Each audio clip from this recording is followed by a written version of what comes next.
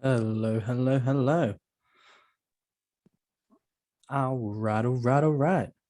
Hello, everybody. Morning. Good morning, good morning. Apologies for being marginally late there. If you saw my Instagram stories, you'll see that I didn't really make it to bed very well last night. Not because of being a drunkard or anything like would normally be, just because insomnia kicked in. I think it was because I had one espresso martini at 2 o'clock in the afternoon, which my body does not do well with with caffeine. So maybe that's something I need to be aware of even more so going into 2022, although we're already here, which is scary. But yes, welcome everyone. Hope you're all doing well. I'm just going to give people a few more moments to turn up. Often people are a bit late, and that is, I was going to say it's okay, but it is okay, but I don't want to make it acceptable, if that makes sense. Although I suppose I can't speak because I was late. Anyway, hope you're all doing very, very well. I'm going to get a quick photo. There we go. Oh, I've done that. To invoice somebody. Does anyone else do weird stuff like this where they have like a receipt stack where they stamp their post-it notes for the jobs that they finished? Anybody else do that? No, just me. Well, there you go. There's your this I paid have a bag for my completed ones, but not a receipt stack like that. a bag. Yeah, I just literally I take them off my pinboard and drop them straight in the bag next to it. That's pretty good as well. Yeah, I like looking at the end of each year and thinking, okay, I have actually done some stuff. That's good. Although I need to take them all off now and start again. So scary I may have to times. get something like that. Yeah, they are good. I like it. Cool. So I'm going to get started because you guys are here, and we've done the 5 minutes. I'm just going to share my screen quickly. Let me do that. Okay, do it this way because I'm going to do the cheating way. So welcome to Star Trading's 2022 breakout event. No, you don't need to be part of Star Trading to be here. That is fine. Although if you're not part of Star Trading, what are you doing? Get on it. It's the best place to be. So we are going to be covering a number of things today. So we're going to be doing 2021 review, finding focus, the importance of health and nutrition, the neuroscience of meditation and stress. Really looking forward to that. The property market in 2022. I know a lot of people in our community are property investors. So what may that look like? And then looking at time management skills, because I get asked about time management skills, how the heck I manage to get done everything I get done on a weekly basis. I'm going to share with you some of my skills and techniques for that. And then we're going to be looking at goal setting and habit creation. Little bit of tech here from me is please make sure that if you're not speaking, like asking a question or something, that you're muted, just because then we don't get any reverb or a kid barking or a dog screaming in the background. Yes, I did do them intentionally the wrong way around. Although I'm sure some kids do bark. It's a very normal phase to go through. I'm pretty sure I went through that phase. Still do sometimes. Yeah, that's what we're going to be doing. But it would not be a Lewis Crumpton event if we didn't use a Mentimeter. So I want you to head off to Mentimeter for me. So you can either use your phone or you can use a browser. And I need you to type in the code. I mean, the instructions are in there. Go to menti.com and then enter in the code for me, 5593 9301. 5593 9301, or you can just scan the screen with your phone and it'll take you to that place anyway. Then you will see a question on the screen, which is first question is, what is the best thing that happened to you in 2021? I want to start on a positive note. I know 2021 was a hard year for a lot of people with some not nice stuff going on and all of that, but let's start on a positive note. What was the best thing that happened to you in 2021? Your half is pregnant. Does that make a whole pregnant? Yes, live trading and in profit. Brilliant, fantastic. That's great. Oh, you guys can't see what I'm seeing, can you? Right, I'll share the screen. Join Star Trading. Boom. Sold HMOs. Very, very nice. I would be selling my HMOs as well, although I've got mine on social housing contracts now, which is bliss.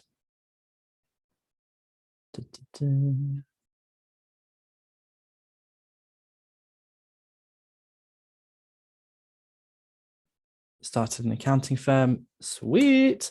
I need to talk to you about that. Drop me a message later on, whoever it is who started an accounting firm, although I think I know who it is. But drop me a message. I've got something to ask you about that too. Started therapy. Boom. Love that. We've got something exciting in the pipeline regarding that actually at Star Trading. Discovered crypto that it's possible to make money online. Yep, it is. Started journey to diversify my income. Brilliant. Identify some core health issues and find a constructive medical way forward. Yes. And then even better, decided to learn a new skill set by joining Star Trading. Yeah, you did. Some love for Star Trading. That's nice. This isn't a sales event, by the way, for Star Trading, but thank you to everyone who said that. Started my ACCA course, accounting. Brilliant.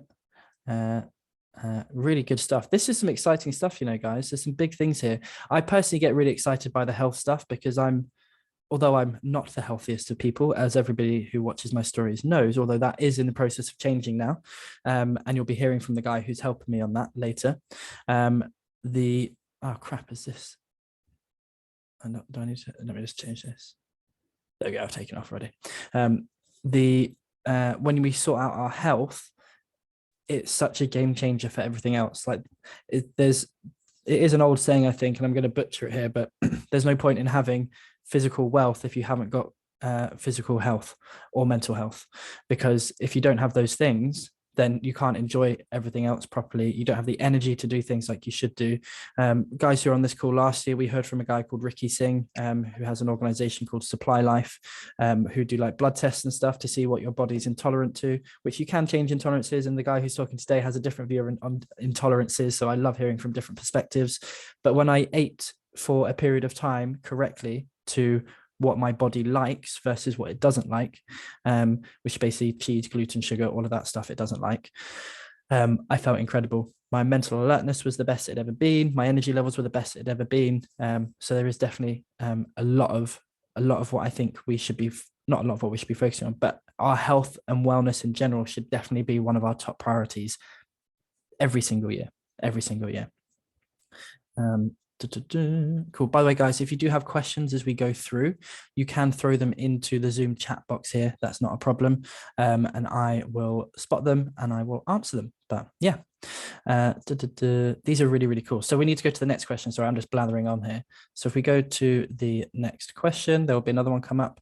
So I want you to use 3 words to describe 2021 for you. If you were to use 3 words to describe 2021, what would that be for you? Let's see what comes through here. Let's move this down to here.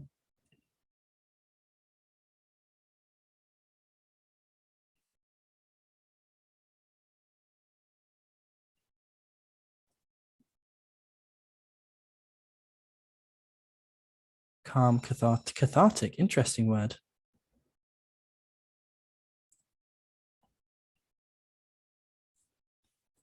Progressive, fun, that's good.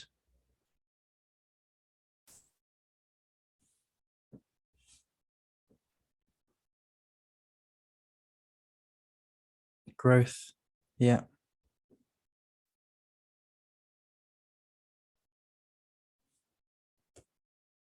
These are brilliant. Emotional, challenging. So it's interesting to me that challenging and growth are the 2 biggest words there, because obviously we don't grow without some form of challenge. So that's pretty cool to see them both up there. Stressful. I think 2021 was actually one of the most stressful years of my life. I had a horrendous property deal. That was very, very stressful. Honestly, caused me the most stress I've ever experienced in my life. Nearly had a breakdown with that one. Maybe that's too far. I did break down emotionally a little bit on the phone to like my dad and stuff, which I've never, ever done. So that was very stressful. All is well that ends well, though. Only lost £30,000 on that one. Oops. But massive lessons learned. Yeah, it's not all roses. Not everything goes well when you're trying to achieve things and trying to grow. So that was definitely challenging, but taught me a heck of a lot. Brilliant. Right, let's move on to the next question as well. At the end of this year, so the end of 2022, what 3 words would you like to use to describe 2022? So we've just described 2021 and how that felt and what that looked like. When you're at this point next year, at the end of 2022, what massive one already, calm on the screen. How would you like to describe your 2022?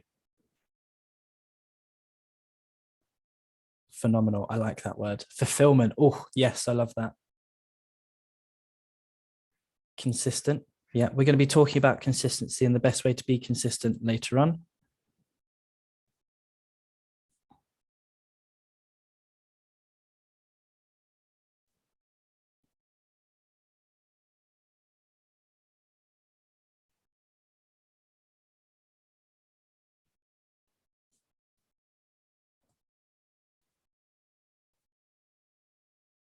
Cool.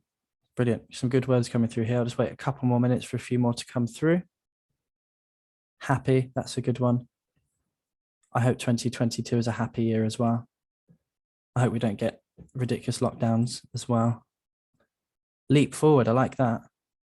Again, another progressive, fruitful. Money magnet. Oh, I read that as management, but money magnet. I like that as well. Holistic wellness, mind blowing. These are great. Cool. So I'm going to call it a day there on the mentees, so we can exit mentees. There were some really good. Oh, there's more people turned up. Hello, everybody. So here we go. Oh, I don't need you there. I need me there. There we go. So what we're going to do now is we're going to have a little bit of a review from 2021. And the way we're going to do that is we're going to actually have some chats with some people. I'm going to break you into what's called breakout groups, so into smaller groups. So you are going to have to engage. If you want to have the best year ever, you're going to have to engage with the process. So too bad, you are going to have to chat to people, not for very long. We're only going to have 20 minutes for this, and there's going to be groups of about 3 people. May have one group of 2, but see how the cards fall. So yeah, we're going to have some conversation here, and there's 3 questions that we're going to answer. So I'll just share my screen again here. So group questions. Give a tiny introduction to yourself, to your group. You may know the people in your group, you may not. Then 3 questions are: number 1, what did you do in 2021 that you want to do more of in 2022? And the reason we're asking these questions is because we want to get a bit of an idea as to where we want our 2022 to go, how we want it to look based on what we experienced in 2021. Yes, there's going to be some horrendous parts of it which we probably don't want to repeat, so we've got that question there as well. There's going to be some fantastic parts of it that we want to continue with. So this is basically it's an exercise which is based around pick up, put down, and master. So question 1, what did you do in 2021 that you want to do more of in 2022? The things that brought you joy, the things that you enjoyed, the things that you're passionate about. Number 2, what do you want to do less of compared to 2021? So what did you do? What did you try? What did you experience in 2021 that you don't want to experience going forward? And 3, what do you want to do new in 2022? So what is something you didn't do in 2021, or maybe have never done before, that you want to pick up, you want to start going with, you want to master? So those are the 3 questions. So make a note of those questions, but I'm also in the chat box going to put a screenshot with those in there. So you may want to just download quickly from that chat the questions. So if you download those questions, just so you've got them, if everyone can download them, although we only need 1 person in the group technically to have them, it's just good for you to have them all. So everyone can download that. Hopefully everyone's doing that. Just give me a thumbs up or a nod if you have got that. I know not all of you are on camera. Brilliant, cool, we've got a lot of people. Ah, yes, Ashvini using the reactions for a thumbs up, brilliant. Nice. Oh, there's loads of people. Hello all. So yes, right, I'm going to put you into groups for 20 minutes. You'll get a 30-second countdown when it's time for you to come back. So just 20 minutes. You'll be surprised how quickly that 20 minutes goes. We're going to answer those questions together, make sure everyone has a chance to actually chat. Please, 1 person, do not dominate. That's not what we're about. We want to hear from everybody. And I say that to myself as much as anybody else, because I am that person that my favorite topic is myself, which is why I'm still waffling on rather than putting you into the groups. So here we go. I'll put you into the groups now, and I will see you in 20 minutes. if I can actually figure out how to do this. There we go. See you in a second.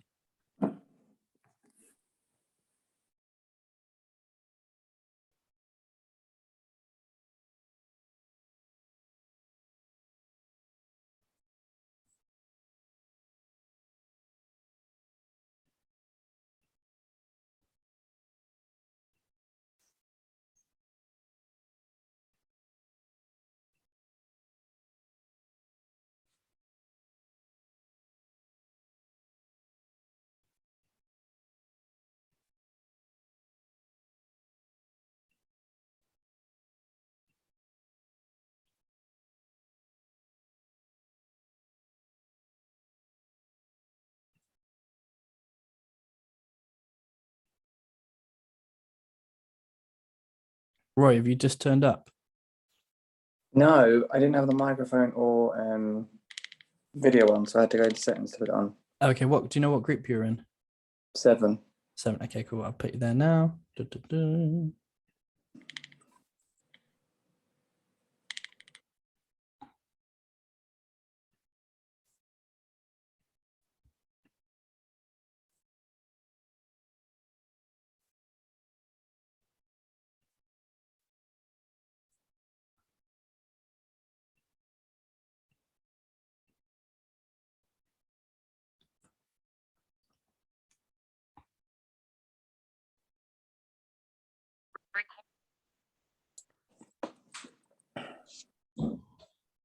Hello, Richard K. Good to see you. Ben P. Hello. Ben N. Look at all my favorite people in one place. This is amazing. Hello, everyone. Cool. So hopefully we didn't lose too many people. Some people did disappear because they don't like group work, but hey ho. Yeah. Roger, good to see you. Hello. So I was going to, Roger's just reminded me because his image is blurred. So I was going to blur my image, but I wanted to. Hello. I wanted to show you my background because although it is not glam, it's very functional for me. So I love a post-it note. Those who regularly see me on calls because you're part of Star Trading, you'll know I normally have a massive set of stuff here, but because I'm being more efficient, I've moved it over to here because apparently just moving it makes you more efficient. That's not true at all. But what I've done is I've then categorized it across different things, different types of tasks that I need to get done for this stuff, Star Trading, my to-do list. But it is very, very helpful. So also there was loads of stuff that I've taken out because A, it's not necessary. It doesn't necessarily fit the vision for Star Trading anymore, or B, we've actually already done it and absolutely smashed it. So I could actually take it off of that list, which was quite nice. But for me, I really like that visual representation of what do I need to do? How am I going to do it? And then I can start to strategize off of that. So if you're not into post-it notes, get into post-it notes. I absolutely love it. Some people are great with using them for I'm going to talk about this more later on, but some people are great at like electronic versions of post-it notes. I'm not very good with electronic post-it notes, so I don't tend to do that. I like to see the physical, write on the physical, see it physical. I can actually stand and look at what I'm trying to do and think about it in that way. I quite like it. So hopefully that exercise was useful. Hopefully you got to meet some interesting people as well and hear a little bit about them and connect with some of them, which is one of the things we like to do at Star Trading, is get people to connect.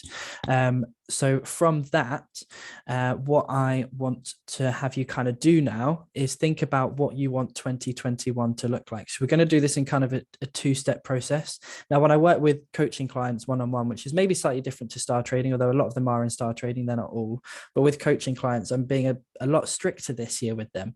So they're only allowed to have a maximum of 3 focus areas for 2022, absolute maximum of 3 areas. Sometimes I'd allow 4, sometimes I'd allow 5, and they were allowed to rotate through the year, which there would be no more of that. We're focusing, we're getting laser focused. We are starting to really delve deep into particular areas, making sure that we are focusing on the things which we truly want to see happen and truly want to change. So we're looking at 3 areas. And then when we've got those 3 areas, then we are going to drill down a little bit into those 3 areas, and we're going to set 3 goals for the year that we want to see happen and we want to achieve within those 3 areas. That doesn't mean you're not going to achieve other things. That doesn't mean you're not going to have other things going on in your life, but where we're putting our intention, where we're putting our focus, where we're putting the majority of our effort is into those 3 things. So little example for me, and hopefully you've all got pens and paper, those of you in Star Trading. Maybe you've got one of these if you didn't actually use it from last year. These are new ones, by the way, because I had to take the date off to update it. Yes, Nora. We're going to start by thinking about what are the areas we want to focus on. I was actually having a conversation with one of my coaching clients yesterday, and we were talking about sometimes it's really hard to actually decide on 3 areas, especially if you're a bit of a bit like me and you like to do lots of different things. It's quite hard to actually focus down. It can also be quite hard to focus down if you're not very good at identifying what you actually want. And when you're very used to living your life based upon what you think other people want you to do, what you think other people want you to be, and your life has been unintentionally about making other people happy, then it can be quite hard to think about what you want and what you actually want to do. Which is why we've done the exercise we've just done, and we've looked at, well, what actually brought you joy? What did you enjoy from 2021 that you want to do more of? That's because it helps start to identify what those things are, trying to shake off the shackles of what other people have had on you as expectation and start to think about what you actually want. And that's where we start to be empowered. That's where we start to create the life we actually want. The big thing that I'm about beyond even Star Trading is equipping people, believing in people, giving people hope, and giving people the ability to change their life for themselves and live a life that they've created. That's what I want for people. And every single person's preference around what they want their life to look at is different. And that's absolutely beautiful. I love that. So so I want you to think about 3 key areas that you want to work on in 2022 and start writing them down. If you've got a few different areas that you can think of, brilliant. Write all of them down and then we'll focus on them. So what might be really helpful to do if you're struggling with just straight away off the bat picking 3 areas, think about all the areas in your life that you want to see change. And then we're going to focus on a couple of them. So again, for me, an example for me would be, well, I already know. Is that a question out there? Someone got a question? No, cool. If you have questions, remember you can just put them in the chat box to everyone. So yeah, my 3, because I've set mine already. Number 1 is Star Trading and my Star Trading students. That's one of my 3 focuses. My second focus is my health and wellness. So that includes physical and mental and emotional health. And then my third area is my core relationships. So my romantic relationship, my family, and some core friends as well. So that's my 3 focus areas. Now, that's not to say I'm not going to ever talk to an acquaintance or people who are like more fringe friends or just not in that core group of friends. I'll still obviously talk to them, but where I'm putting my energy, where I'm putting my intention, and how I'm making my decisions for the year is to see those 3 areas bettered rather than taken away from. Whereas in previous years, I would sacrifice a lot of my time and energy and effort to things which took me away from those focuses rather than taking me towards. So again, if you're struggling to think of just 3 key areas for you, then just write out a list of 5 or 6 different areas that you may want to focus on. Different personal development gurus come up with all these different areas. So there's stuff like your health, your finances, your family, your contribution, your learning, that type of thing, your job. A lot of people here have got jobs and careers that they like and they want to progress in. Maybe that's going to be one of your focuses this year. Maybe actually this year the job isn't a focus. Doesn't mean you're going to quit your job. That would be lunacy for a lot of people. But if it's not your focus, you're not necessarily pushing it, you're not necessarily driving forward in that area to see growth in the same way that you're driving forward in your actual 3 key areas. But it might be something you just want to put on your list to begin with before you drill down and focus into 3. Any questions on that? No, cool. One thing I'm doing this year, by the way, is I'm keeping things quite simple. I don't want them to be super complicated. We don't need to make goal setting super complicated. If we make it too complicated, you may feel good about it in the moment, but you're going to find it very, very hard to execute it. Sometimes the brain loves to see complexity for the mental, I don't want to use that word, I'll use it anyway. The mental orgasm of the complicatedness of the world, it gets off on it. Some people's brains get off on that complicatedness, where actually that doesn't necessarily lead to effectiveness. And what we want to be is effective. And that's why my style of coaching is mainly around accountability and question and answer back and forth, because people tend to know what they need to do. They just need to have someone keep them accountable, maybe be a bit of a sounding board to hear different things and pick out different things which maybe they're not picking out for themselves. That's the way I like to do things. So I'm just going to give you a little bit of time to do that.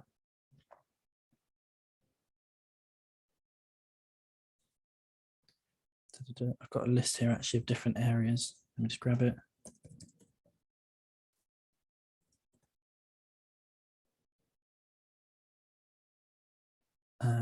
Is this the one?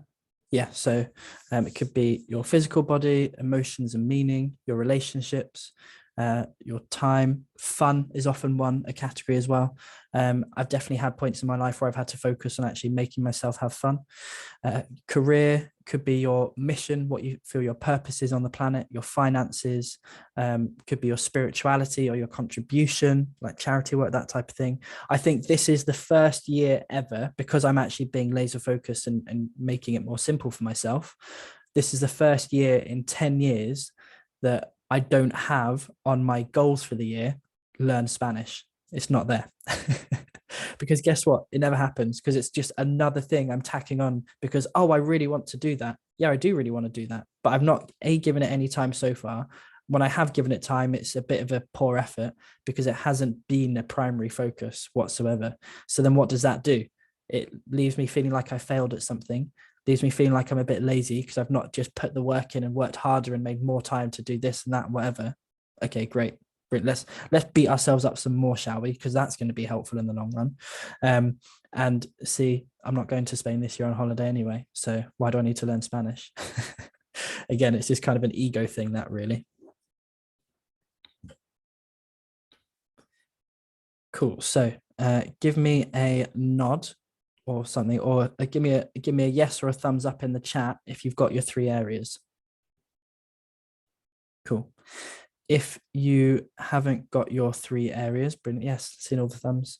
If you haven't got your 3 areas, don't worry. I know for some people it is harder to identify what those 3 areas are that they really, really want to focus on. And sometimes in coaching, we spend a bit more time on that to really identify what's in alignment, what 3 areas are in alignment with what you actually want to achieve. It can take people a bit longer to really nail down what they want to focus on. So now we've got those 3 areas. I'm going to allow you to have 3 goals per each of those areas. So if you are in, and by the way, this is a year goal. We're just thinking about the year right now. So often a good way to write goals, as I'm sure anybody who's been on anything personal development is, you want to give it a date that you want to achieve it by, and you want to give it something else as well to make it more likely to happen. So for example, I've got health and fitness goals.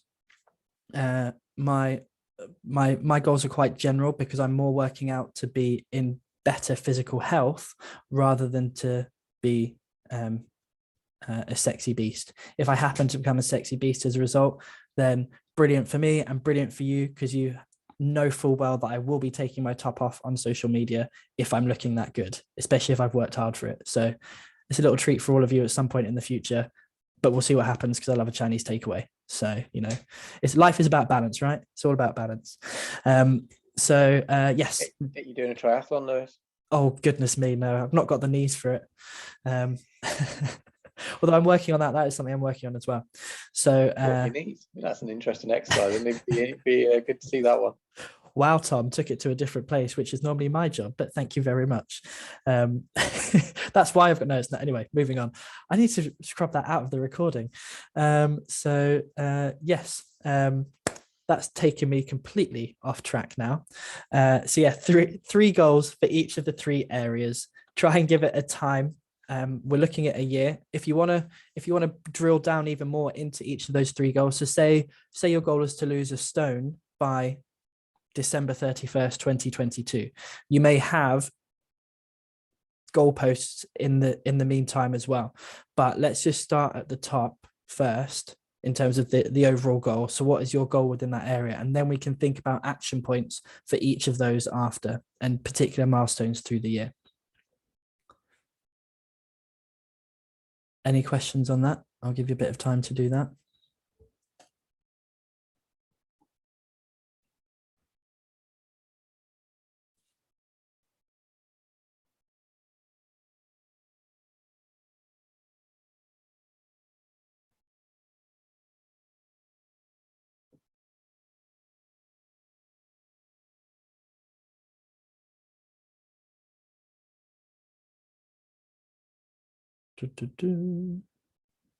Sorry, someone just needs the link, so I'm just going to grab it for them.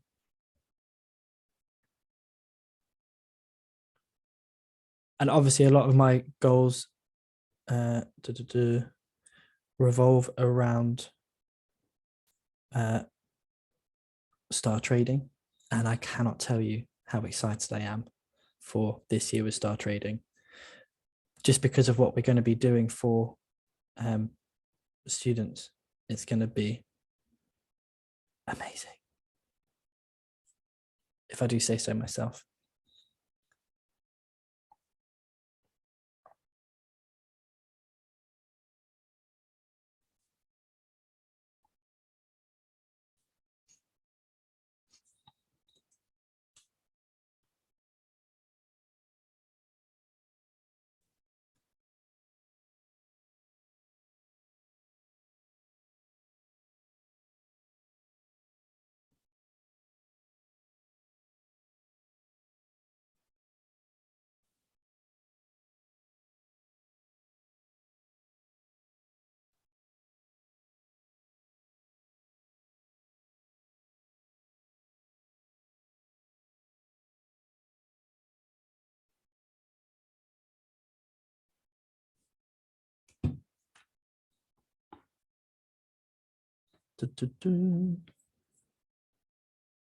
I should have put some hold music on. Sorry, should I just sing for you all? A little bit of Alexis. A little bit of Alexis. I know a lot of you don't get that reference, and I apologize, but it is something which makes me laugh my head off. If you've not watched a Netflix show called Schitt's Creek, spelt SCHITTS, highly recommend it. Love it. It's a reference from there. Thanks, Jacob.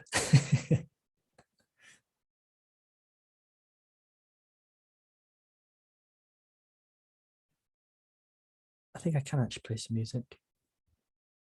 Maybe some rain noise. That would be quite cool, wouldn't it? Or that would actually just send everyone to sleep. I got told I've actually been told this a few times by people going through the Star Trading course, that I have a very calming voice on the videos, which I always find quite weird. So some of you are pulling faces, so obviously not everybody thinks that. There we go. Right, brilliant. Moving on from that comment. Isabel, I can sing, it's true, and I love to sing. That's actually one thing I want to do more of this year. That's in my health and wellness goals, is to do more singing. So I need to find a decent open mic night or something, or join a choir, but then that just feels like commitment, doesn't it? I've got commitment issues. Rory, I'm not singing You Skater Boy ever again then. Rory's by the way, a very, very good friend of mine who we went to Amsterdam together and had a absolutely fantastic time, including karaoke at a bar where we did such a good job entertaining people. We got bought free drinks the rest of the night. Needless to say, it got messy. And my singing quality as I have drinks goes down and down and down. Oh, actually, that's very true, Ryan. If there's other people trying to sing, I will be very annoyed because I want to be the center of attention. Collaborative singing? No, no, no.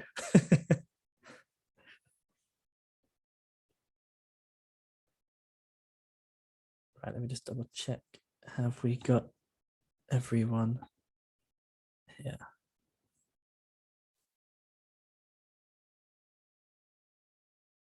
Who we need? Brilliant. Have people already given themselves all 3 of those goals for each of the 3 areas? Brilliant. Have you started going into the next level then? So if, for example, a weight loss one, what is the what are the milestones? What are the markers? What are the things you need to also achieve to achieve that goal? Does that make sense?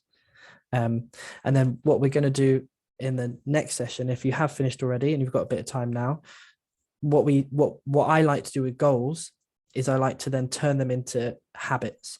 So what habits, what behavior do I have to exhibit on a weekly or a daily basis to see that happen, to make that goal a reality?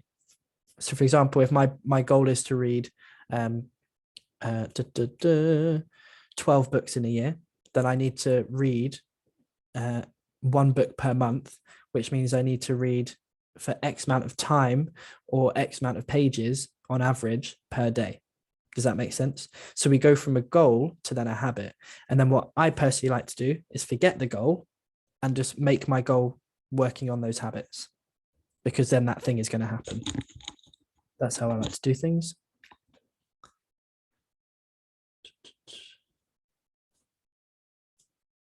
I'll give you a few more minutes to do that, and then we're going to be hearing from our first speaker.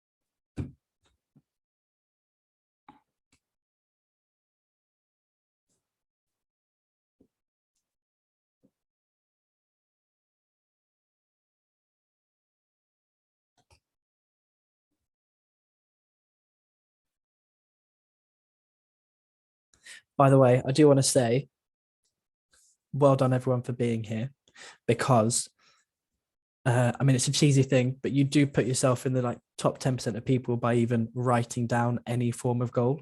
I mean, I know anybody who's ever been to any of these things or any personal development seminar of any type, you're always told you're in the top 10%, but you actually are. To be in the top 1%, you actually have to action this stuff. But yeah, that's the next bit. But if you're happy in just the 10%, then just pat yourself on the back. You turned up this morning. That's great. But yeah, it is making time to do this will make a massive difference to stuff going forward. The older I get, the more I see the truth in that old story about 2 people were handed an axe and were told to chop down a tree in like 12 hours or something. And they both took different approaches. The first one just took the axe and started swinging and hacking at the tree.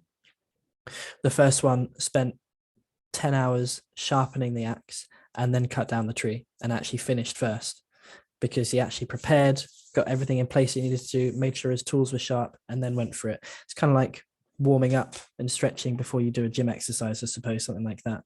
I don't know if that helps. I've been told it does. I am also noticing as I get older that if I go for a run without doing any stretching, that I feel it, particularly in my shins. What's that about? Maybe I've got different bad shoes that I need to sort out. Tom's saying yes. Our triathlete in the room. When is your next one, Tom? Weirdly, that was my goal for yesterday, was to sign up to events. So I've signed up for swimming the length of Coniston in June, Wow. which is 5.25 miles. I'm more Actually, none of them are triathlons. That's a swim, half marathon, then a marathon. But the triathlon I've not quite decided on yet, whether or not I want to do the Weekend Warrior in London. Oh, that'd be cool. Well, if it's in London, I'll come and cheer you on for that split second you go past. You don't, yeah. It's doing as many triathlons in one weekend as you can. Oh my goodness. Yeah. I'll see you at the pub after then. How about that? I'm not sure I'll be walking after. So, yeah, commitment phobia to that one.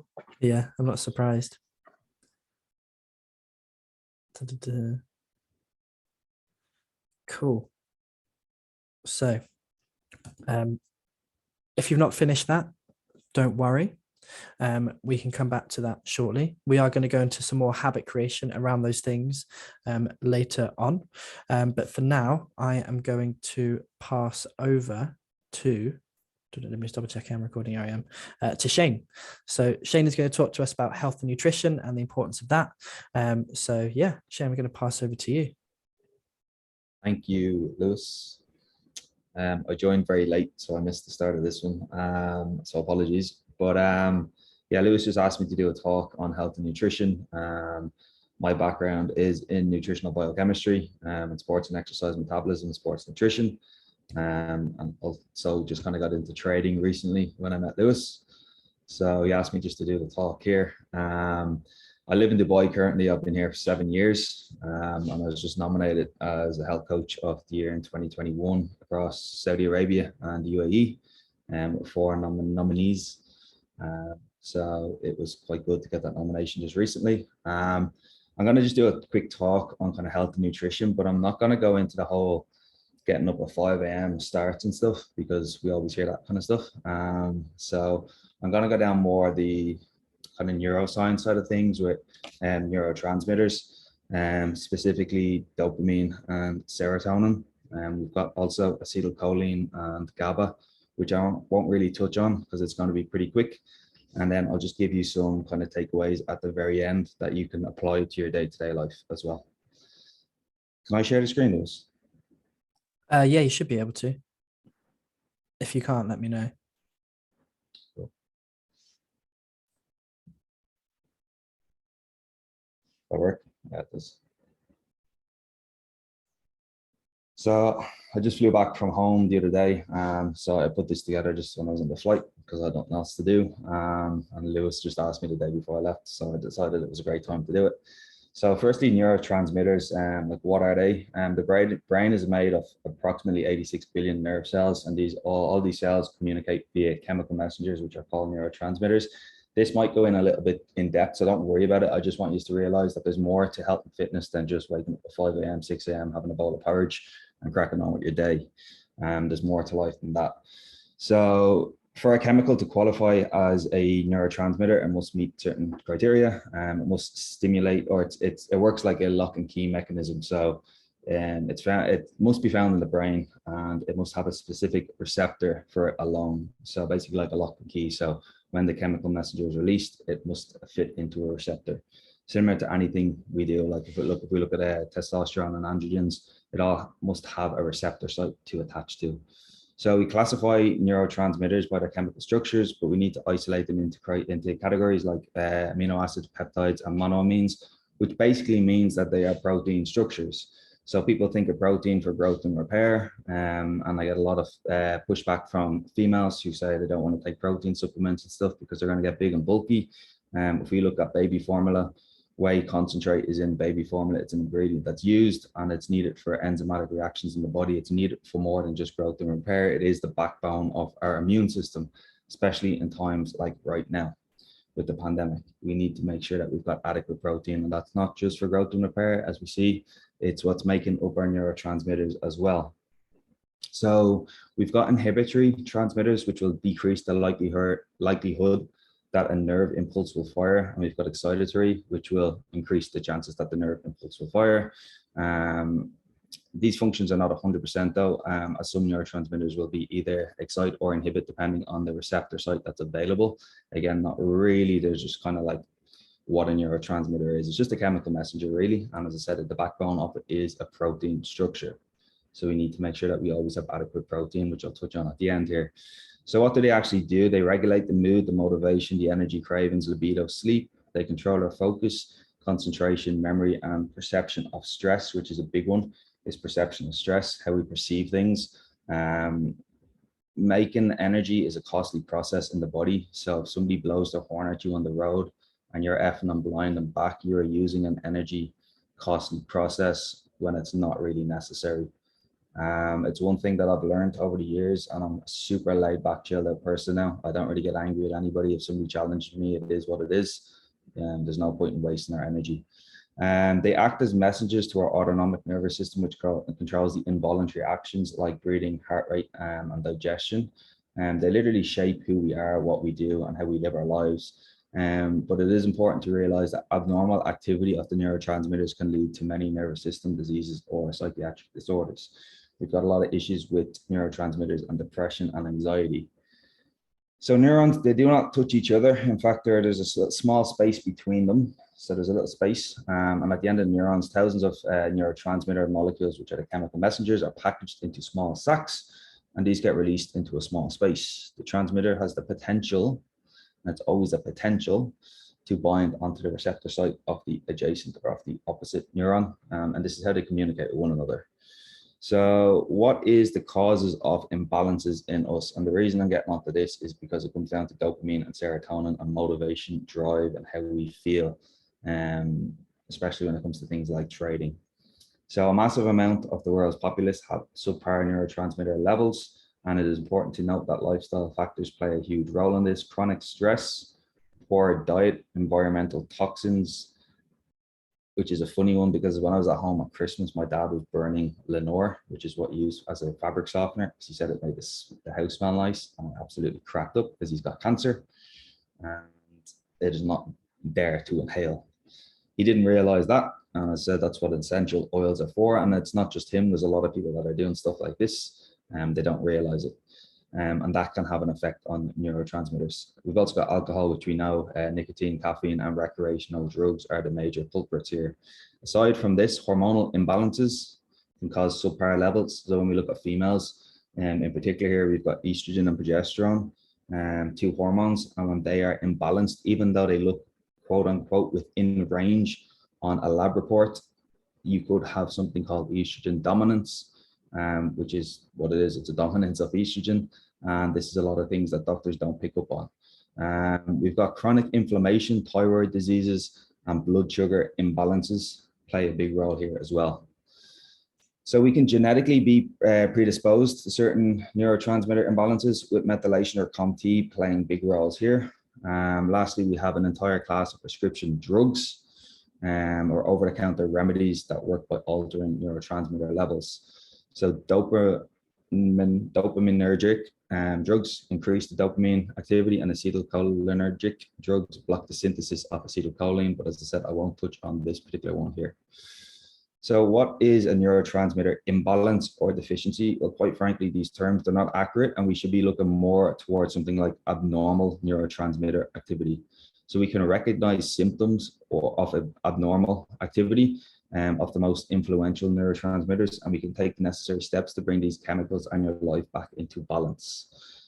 So to note, there are no ways to measure neurotransmitter levels in the brain, and there's no reference ranges like we would generally see on a lab report on blood chemistry. So there's no accurate way of measuring neurotransmitters just based off of symptoms alone. So what we do know, however, is there's a cluster of symptoms that are linked to subpar activity, and each neurotransmitter is a part of a system, which includes the neurotransmitter themselves, the receptor sites, and the neurons. So abnormal neurotransmitter activity means too little of the neurotransmitter is being made, or the synthesis or the growth or the building of it is being inhibited.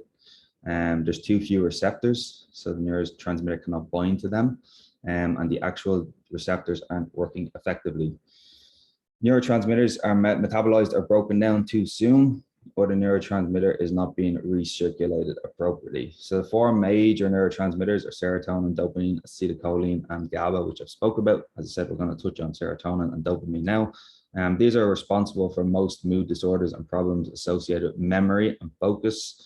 So as I said, it's well and good telling people to wake up at 5 a.m. and drink coffee, but if the neurotransmitters are out of whack, their memory and focus probably will be too. So it's important that we establish where the imbalances lie before taking measures to rectify. Many brain and memory supplements include ingredients such as amino acids, herbs, and vitamins that are designed to boost the production of one or more neurotransmitters, and many drugs, including antidepressants like SSRIs or selective serotonin reuptake inhibitors, which is an antidepressant, work in the same way. So my old saying here applies: we don't throw shit at the wall to see what sticks. If we don't know which neurotransmitter we need to boost, we might as well, or we might well be taking drugs or remedies that are not doing us any good, or could be making the imbalance worse. So that's one thing that I do see many people doing, is just supplementing so much shit in their diets, and they don't realize why they're supplementing it.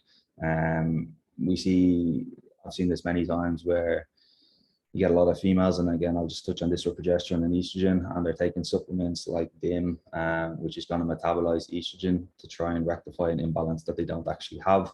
And estrogen is needed for stuff like bone density. So what happens is they start metabolizing estrogen and excreting it. So don't throw shit at the wall to see what sticks. We need to make sure that we know what we're doing before we start to supplement. So serotonin is the happy hormone. So low level mood disorders associated with serotonin would be depression, anxiety, eating disorders, insomnia, OCD, and seasonal affective disorder. So drugs generally used are the selective serotonin reuptake inhibitors. So that is used to increase serotonin levels, which are antidepressants. All right, so that is why they're directly related to the happy hormone, if you like. So low level symptoms of serotonin will be binge eating or carb cravings all the time, hypervigilance, insomnia, low libido, low self-esteem, or negativity. Men and women appear to manifest symptoms somewhat differently. So women generally experience mood disorders and carb cravings, or men are likely to be impulsive and have attention problems and drink alcohol in excess. So how can we increase our serotonin? Consuming tryptophan-rich foods theoretically should raise serotonin, as tryptophan is an amino acid, a precursor of serotonin. So it is the building block of serotonin. So by consuming a protein-rich meal, you would think that you're going to get a good synthesis of serotonin, but it's not always the case. So carbohydrates have been shown to allow tryptophan to enter the brain to boost your serotonin levels. So we get a lot of people that just live on these low carbohydrate diets all the time, thinking that carb is the enemy and that bread is the enemy and that pasta is the enemy and that all this stuff is the enemy and that they're going to lose weight. Well, yeah, potentially you'll lose weight, but that does not equate to losing body fat. Weight and body fat are two different things.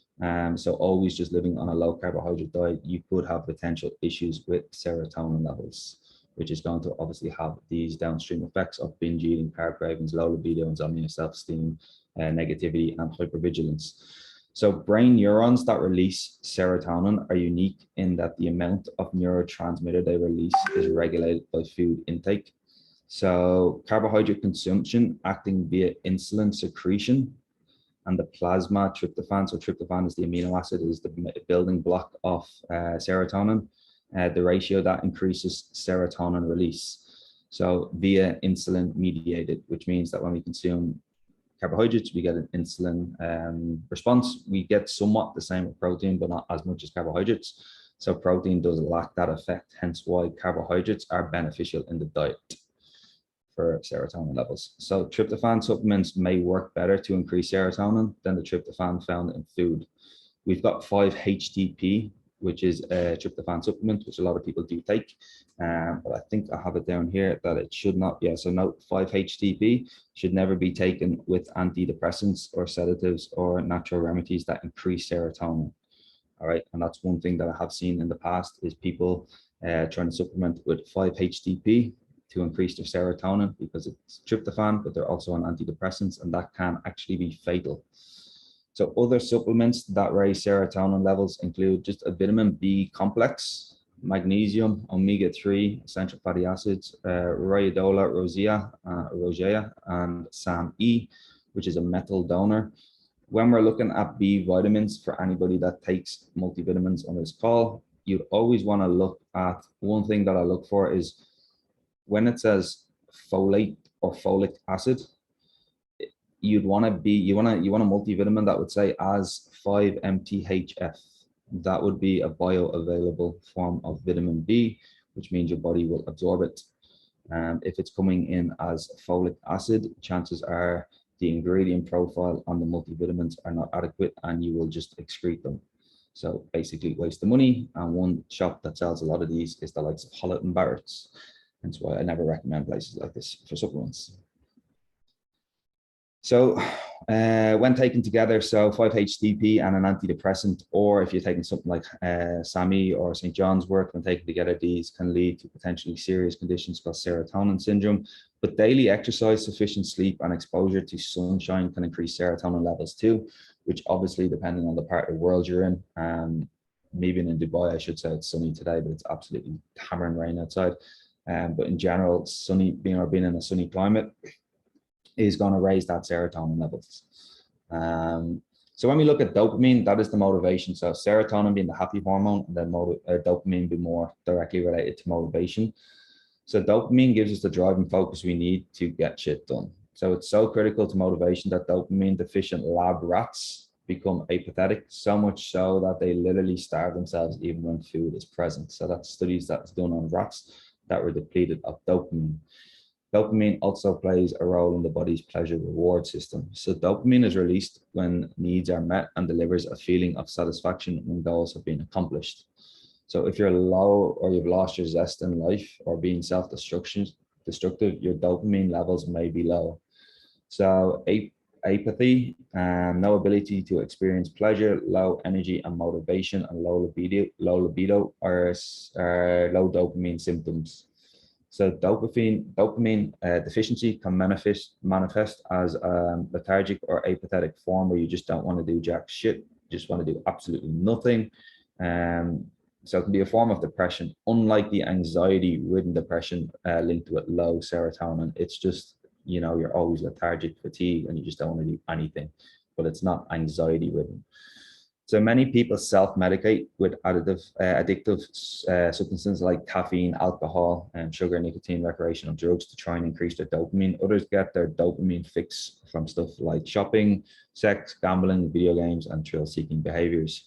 But these addictions and risky behaviors are not the only way to increase the dopamine. We can increase it naturally via food, supplements, and lifestyle activities.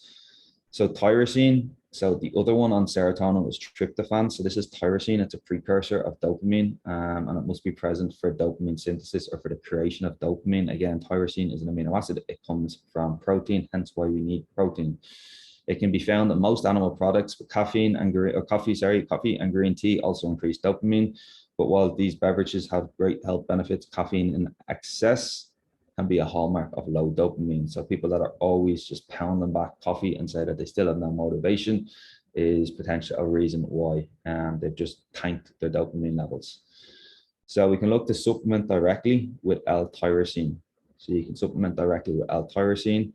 I'm not going to pronounce these except for phosphatidylserine, which is an amazing supplement, and I've used this myself many times in the past, and it is incredible.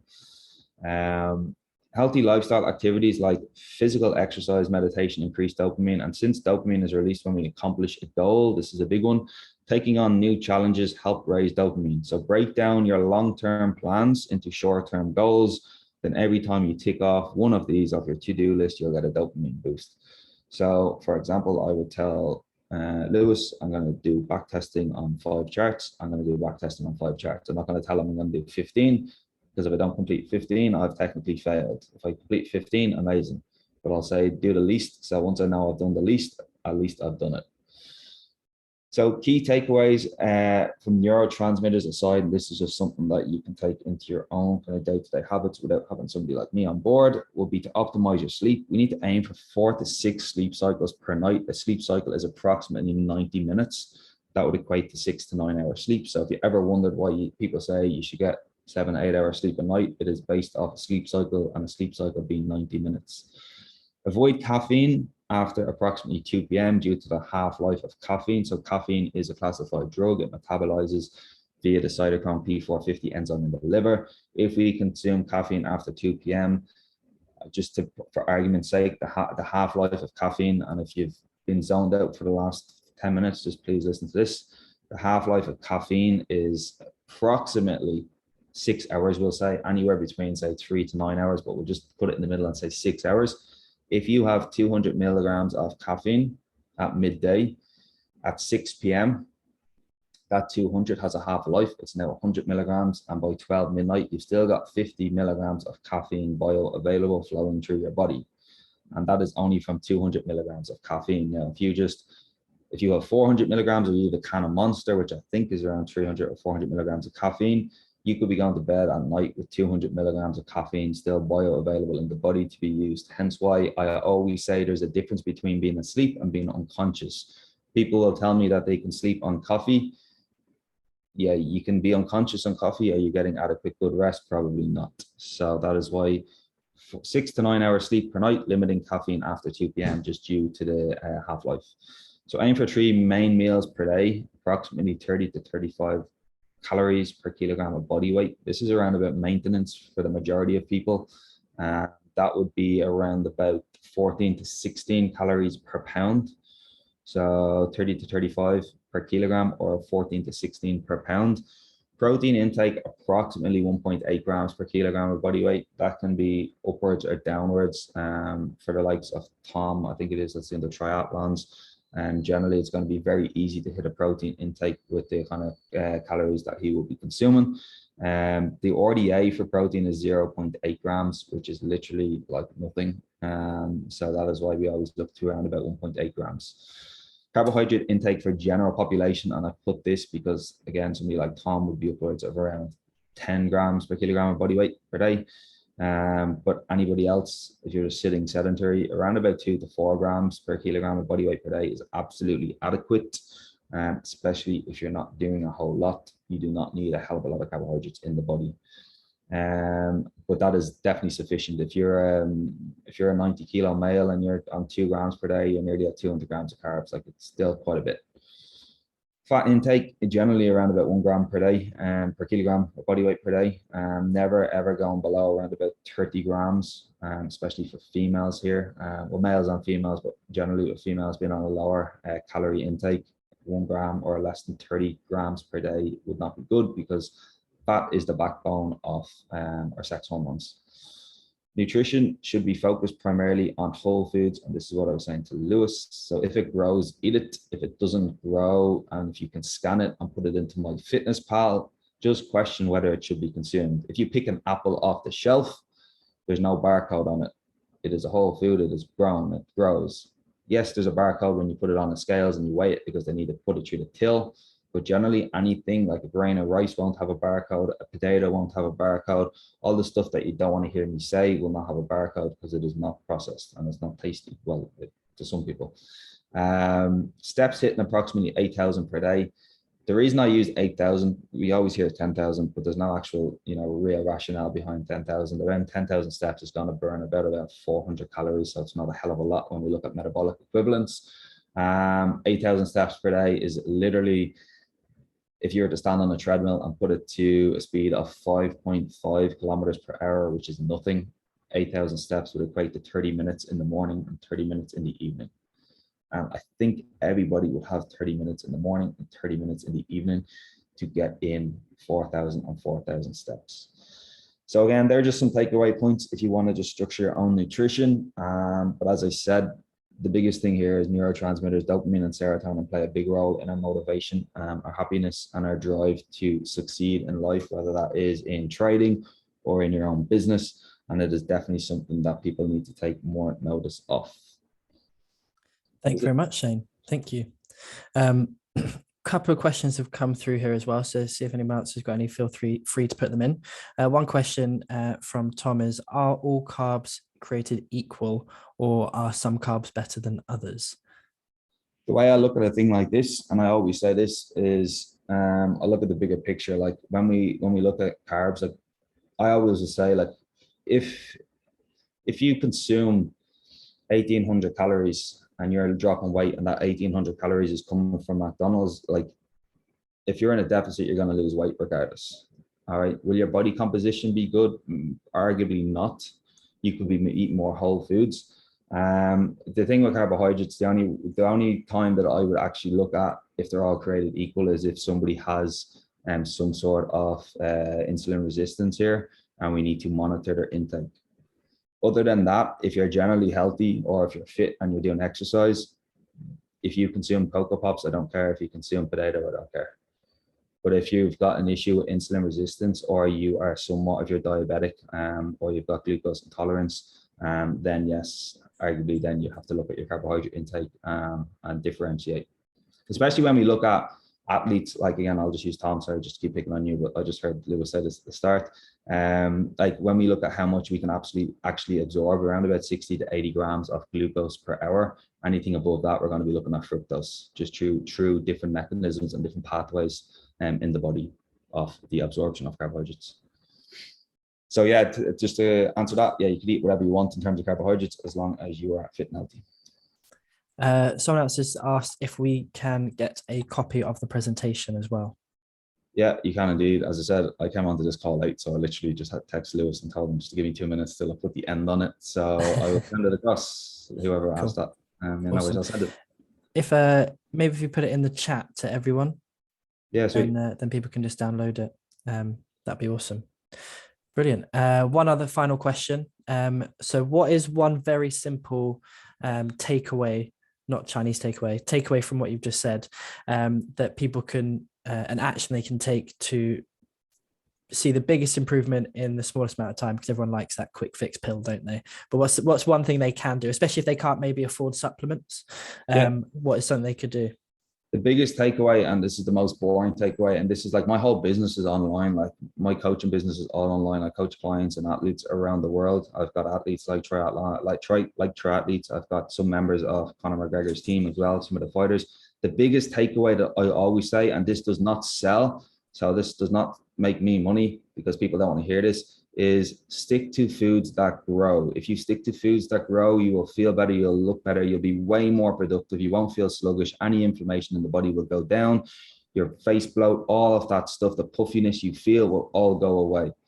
If you just stick to foods that grow, rice grows, potatoes grow, fish grows, meat grows, chicken grows, turkey grows, meat grows, you know what I'm saying? Apples grow, oranges grow. Like, eat this type of food. If we're turning to stuff like breads, pastas, as I said, I'm not saying no food is inherently good or bad, but if you've got some issues with gluten, gliadin, these proteins you can't digest, you may have issues. You may feel sluggish. You may feel lethargic. You may be on the toilet for 20 minutes after you stick to foods that grow and you will feel a whole lot better. And as I said, that doesn't sell, but that's just fact and it's the truth. Nora's just asked a question is, what is the thing to look for in multivitamins, not folic acid? So, I mean, that's a very, very broad question because there's so many different ingredients that come through. Sorry, if you want to clarify it. Yeah, sorry, you just mentioned it. I just didn't catch what you said. You said when you're buying multivitamins, it was, what was that word? I just missed the word. So it's called 5-metrotetrahydrofolate, but it's 5-MTHF. And the reason I use that in particular is because generally, like, let's be real, generally as a male, like, just tell us to take something and we'll take it. Like, nobody cares. But like, as a female, the reason I always use females is because females get more specific on what it is. And especially when we look at neural defects in babies, females are always told, take folic acid, take, like, what if your body's not absorbing folic acid? Why don't you take something that is going to absorb like 5-MTHF or like 5-metrotetrahydrofolate? Let's take something that your body's going to use. So when we go into Holland and Barrett and we see it, as I said, I'm from Ireland, I was just home, and all I heard on the radio was, oh, folic acid this and folic acid, like give people real information. Vitamin D is a fat soluble vitamin. This is when I go down rabbit hole, so I'll stop in a moment. Vitamin D is a fat soluble vitamin. We need to consume it with a fat source. If you don't consume it with a fat source, it is not getting absorbed into the body because it has a different transport mechanism. It has to get into the lymph system to then be absorbed into the bloodstream. If you're not consuming vitamin D with a fat source, you're wasting your time. People get up first thing in the morning and they take vitamin D with some coffee. Like, great. You might as well just put your money down the drain. Thank you very much, Shane. That's really, really. I do have to. Sorry, I'm sure there's more questions which will come out of all this, but we need to. I'll put my Instagram on the chat, and then if you have any questions or you want to get me there, you can just drop them across because I know this is trading mainly related. Oh no, this is just general plan of the year. It's not necessarily trading related. So I'm going to hand over now to Andres, who is a very, very good friend of mine. He is a handsome chappy, and he is probably the smartest person I know on the planet. He is no small introduction. He is a neuroscience brain researcher, person extraordinaire, thingy-mabobby at Cambridge University, and lecturer too. So yeah, I'm going to hand over to him. You should be able to share screen, Andres. Okay. I'm going to pin you See there. what happens. There we go. Can you see my full screen? Yes. We can see. Yes, we can. Yeah, when you press that, we will. Yeah. let's see. Oh, you need to switch. You need to switch from, yeah, there you go. Yeah. Try again. Let me do it again because I cannot see shit. No, so you need to go to display settings. Swap. There you go. Perfect. Okay. Is it 15 to 20, right? Yeah, 15 to 20. Cool. Okay. So hello everyone. Thank you, Louis, for having me again this year. So I'm a weird species because I'm an academic. I do neuroscience. I'm a researcher here in Cambridge and also in Amsterdam. And today, what I thought it would be interesting for you is to talk a bit about stress and how to mitigate it from a neuroscience point of view. And I think most of the answers you already know them, but I want to show you here a bit more in depth what stress means for the body, for the mind, and in particular for the brain, and how activities that probably you already do or you haven't done yet, but I would suggest you to do, like meditation, can help to improve your well-being, and in particular how exercise and meditation actually affects your cognition and your brain structure. So let me go through that. So basically, the main idea here is that I've been collaborating with some foundations here in the UK and also in Amsterdam that they do a lot of research on things like meditation and exercise, in particular with a specific type of meditation that I'm going to try to describe here. And it's all based on stress reduction. But for that, first of all, we need to know what stress is, and then we need to know how stress can affect our brains and how we can mitigate those effects by doing things that you probably already do, like walking, exercising, and maybe not meditating. So what's stress? What is stress? So you probably know this already, but on a yearly basis, the effects of stress indirectly into work, into jobs, and into the general economy costs $300 billion to the US.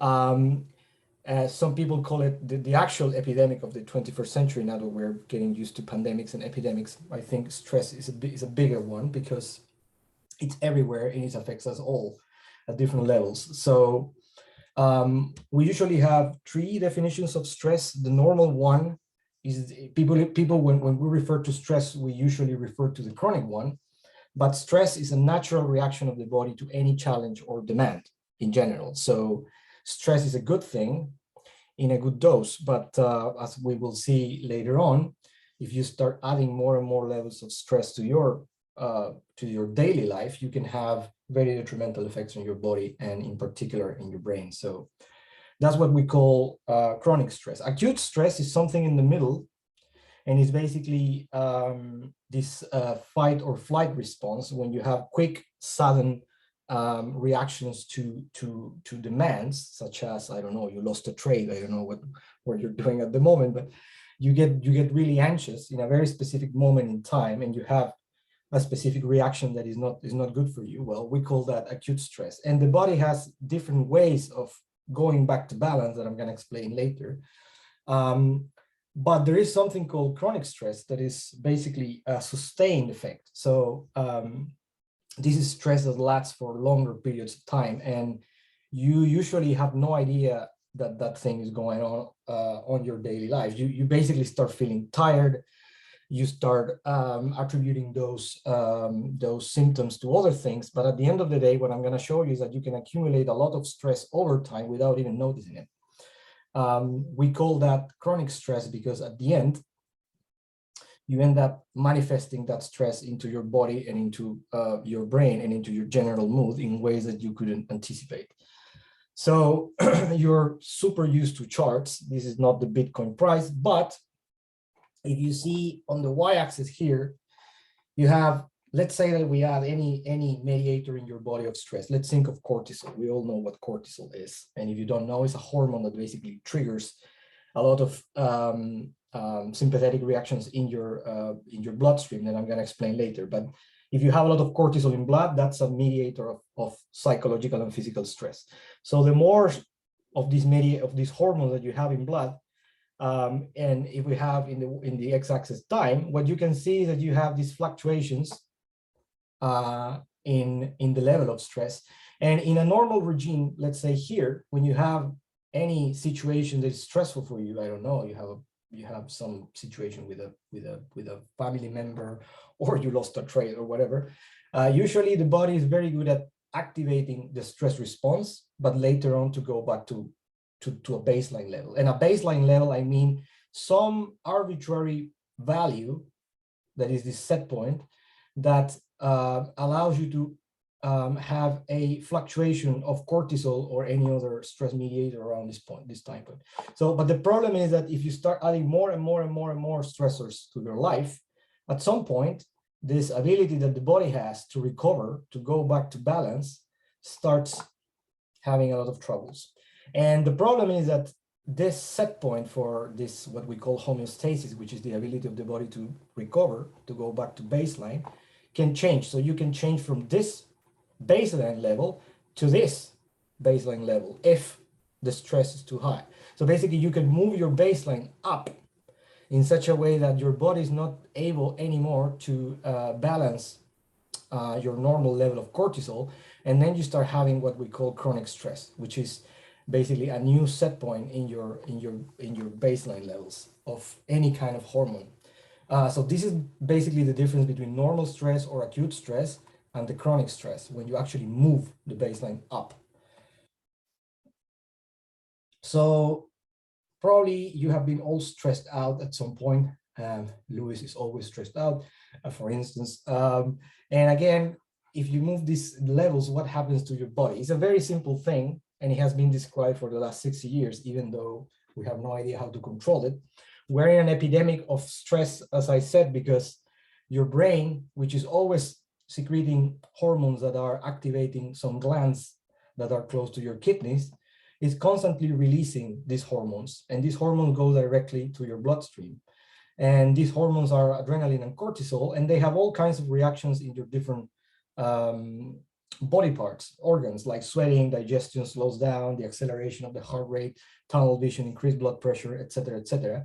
These are all normal reactions when you are in front of some kind of stressing situation. But the problem is that when you start having these levels up in the bloodstream all the time, is when you start having problems with your organs. But this is a normal, natural reaction to every kind of demanding situation. So the bad news is that when you start having a lot of cortisol and a lot of adrenaline in your blood, sustained over time, I'm talking about months, bad things happen to your brain. So in particular, I want to describe a few things. The first of all is that your neuron starts shrinking, literally. So this is a neuron of your cerebral cortex with all the branches that should be there. They have a lot of names, but I'm not going to get into the details. But if you see a stressed brain, this is a normal nerve cell. But over time, what happens is that they start losing branches. This is, for instance, a stressed neuron followed over time, I think it's 3 weeks. And then if you see an unstressed neuron changes over time, but the amount of the number of branches remains kind of intact. But in a stressed one, two things happen. Neurons shrink, so they become smaller, and the number of branches also decreases.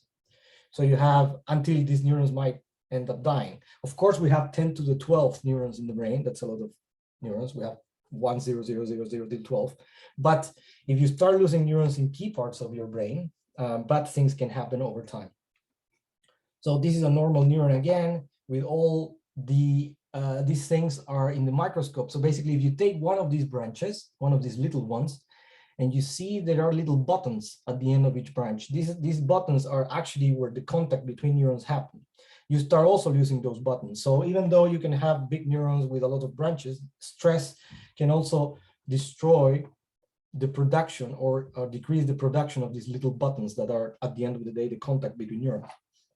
And if this happens in areas like your prefrontal cortex, that is responsible for your cognitive control, for your attention, for your decision making, or if it happens in another areas like the hippocampus, where your short-term and long-term memory is located, then you will have troubles.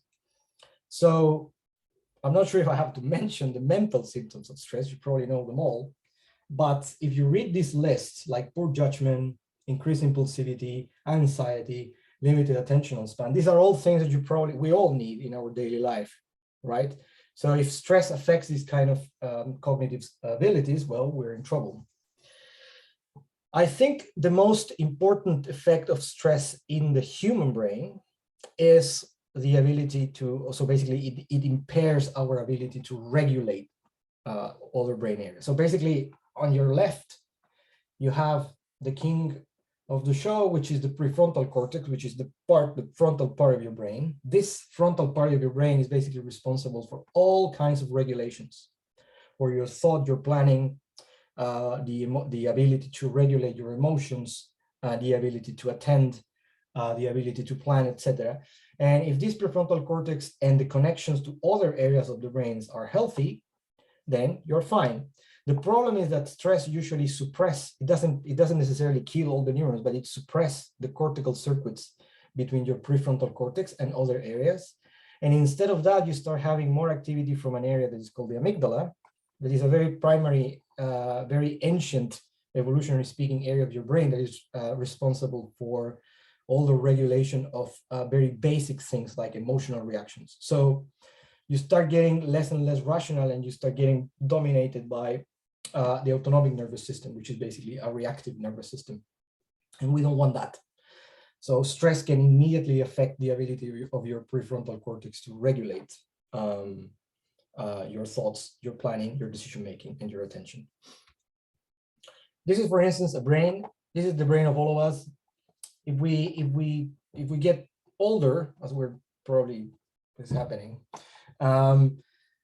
the brain tends to decrease the number of neurons. So basically, red here means, oh, there are a lot of neurons. And with age, between 5 and 20 years, the brain naturally tends to decrease the number of neurons. This is a normal thing. The problem is that a healthy brain ends up with certain numbers of neurons in certain regions. If this is your nose and this is the back of your brain, this is the prefrontal cortex again. And what toxic stress does is basically to alter the structure of neurons that are specifically in the frontal cortex. So stress selectively destroys neurons that are the neurons that we use to regulate attention, decision making, and planning, which is not good news. So how to counteract stress? You already know. You heard from the previous talk that sports and meditation helps, but how? So if you do exercise, I have good news for you. There are several studies showing that the more exercise you do, the better you become at tasks that imply decision-making and cognitive control. So basically, this is a scalp map. These colors basically mean how much activation in different parts of your brain you have when you're actually after performing exercise in a moderate way, in a more intense manner. And the experiment is basically they do the exercise and then they run a task where they have to control their ability to focus on a screen. And you see that the people that actually regularly exercise, they have more activity in the brain areas that are responsible for attending than those that didn't go into the group of the exercising ones. So basically, do exercise. This is intense aerobic exercise. This is not just having a walk, by the way. But if you incorporate this into your daily life, you probably have noticed that you can focus better. And it's not just a plainly cognitive effect, but it's also the fact that you down-regulate a lot of hormones that allow you to use your prefrontal cortex in a more optimal manner. If you hate doing exercise, have a walk. This is a very good one that I like. This is an experiment where they make people to have a walk every day for a year, and they check what happens with the brain structure. So basically how many neurons you have in different brain areas. And what they found is that the more you walk, the more neurons you create in the areas that are responsible for memory, right? And the logic is very simple. Every time that you walk, you're basically trying to match, to explore a different area, and basically you're remembering things, you're stimulating brain areas that are related to memory. There are other areas that are unaffected, but the most important one, which is the memory area, was significantly improved by having a regular walk every day during a year, which I think is good news. So have a walk. Not that complicated, right? And the one that can be a bit funny for you, but I hope it's not, is meditation. So meditation doesn't imply walking, doesn't imply doing any kind of exercise. It just implies closing your eyes and doing something with your mind. There are different types of meditation. I specifically work with a foundation here in the UK called the David Lynch Foundation for meditation. David Lynch, I'm not sure if you know it, but he's a film director. And they have been promoting a type of meditation for the last 35 years. They teach this type of meditation into schools, people in jail, and they have a program that they promote over the world with a specific type of meditation called transcendental meditation, but it doesn't matter, the name is not relevant. The thing is that there are different types of meditation. So basically you have meditations that are important for focusing your attention. So if you want to increase your attention, you can use these types of meditation. There are other ones that are more about your general well-being or your general mood. If you want to basically improve your mood or have a more stable mood over time, there are other types of meditation like Vipassana or open monitoring. That mindfulness is the best example of it. And there is this transcendental meditation that is basically a type of meditation that allows you to relax and to connect with the present and with your present situation. So the main idea is that you take your mind, and if the metaphor of the mind is the ocean, and we live here in the surface of the ocean with a lot of agitations and a lot of thoughts, and my trade didn't work, and I have to pay my bills, and what am I gonna eat? And oh, I'm fat, whatever. All of these thoughts and things can be calmed down using a specific technique. And the interesting part about the technique is that you go beyond the thinking and you start getting into this deeper and deeper and deeper state until there's nothing there. Nothing. I mean, there is no thought, there are no emotions, there is no inner talk. There is just this sense of being and this sense of peace that is very pleasant. And if you practice this twice a day or once a day for 20 minutes, you'll see the results. Luis has been doing it. I've been doing it for almost now 2 years, and it's amazing. So how you can learn this stuff, there are different ways. The cheapest one is get this book. It's £9 on Amazon. It's called The Relaxation Response. It's written by a medical doctor, Dr. Benson. He was working with the founder of Transcendental Meditation in the 70s in the States, and he transformed the technique into a very, very simple way of explaining it. You can get it for £9. It's gonna be super easy. If you wanna get in touch with a teacher, you can also go to the Meditation Trust here in the UK. They have very, very, very, very, very reasonable prices if you wanna learn Transcendental Meditation. I also work with the David Lynch Foundation. So if you want someone to actually guide you on this, just email me and I can do that. But for now, the cheapest one is just get the book. So why you should do this? First of all, do you remember all these stressful, all the effects of stress that I just showed you? Well, meditation counteracts that. So basically, this is the normal stress effect that I show you, that basically you have all the kinds of things that you see that are related to anxiety, like acceleration of the heartbeat. Basically, you release sugar into bloodstream because you're in a fight mode. You need to do something. You need to hit someone. You need to, I don't know, hit the table, whatever. And meditation, that's exactly the opposite thing. So it stimulates what is called the parasympathetic nervous system, that basically down-regulates every single thing that is related to stress. So basically, your heartbeat slows. Basically, you reduce your normal pupil size. You basically start breathing very, very slow in such a way that at some point when you're doing the meditation, you have no idea whether you're actually breathing or not. So you counteract all the sympathetic nervous system effect that your cortisol, for instance, produces, and you counteract it with this very, very simple exercise. And in the brain, I'm very interested in this because now we got funding from the David Lynch Foundation to run experiments. So basically, if Luis invites me next year, I can show you data from this if you're interested in, I don't know. But the thing is that different types of meditation have effects on different brain waves. So our brain, that's my brain. So basically, if you record the brain activity with electrodes And then you can separate the brain activity into different waves, waves that are faster and waves that are slower. So basically, if you're asleep, you're basically with very, very slow brain waves. And then if you start getting more and more alert, the brain becomes faster and much more furious. So basically your frequencies start getting, it starts increasing.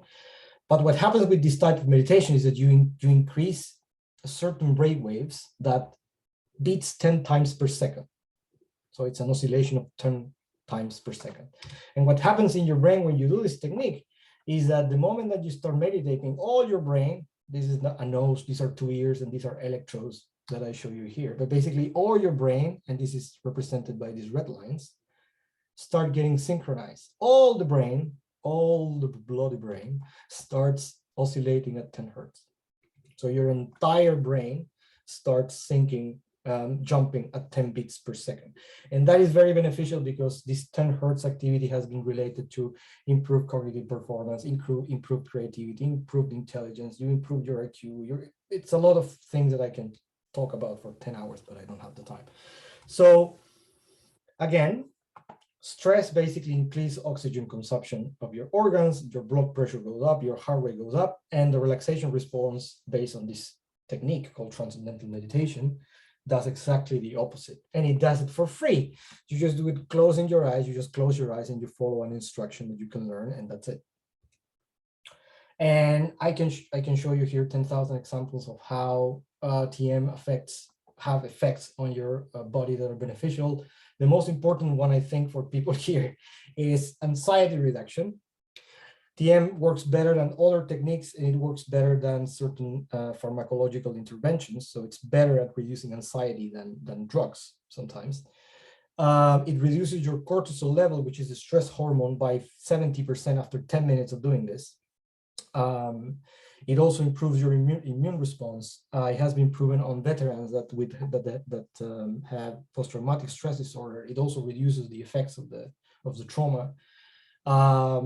In 2015, there was a very nice study showing that together with the drug is the best non-pharmacological intervention for controlling your blood pressure.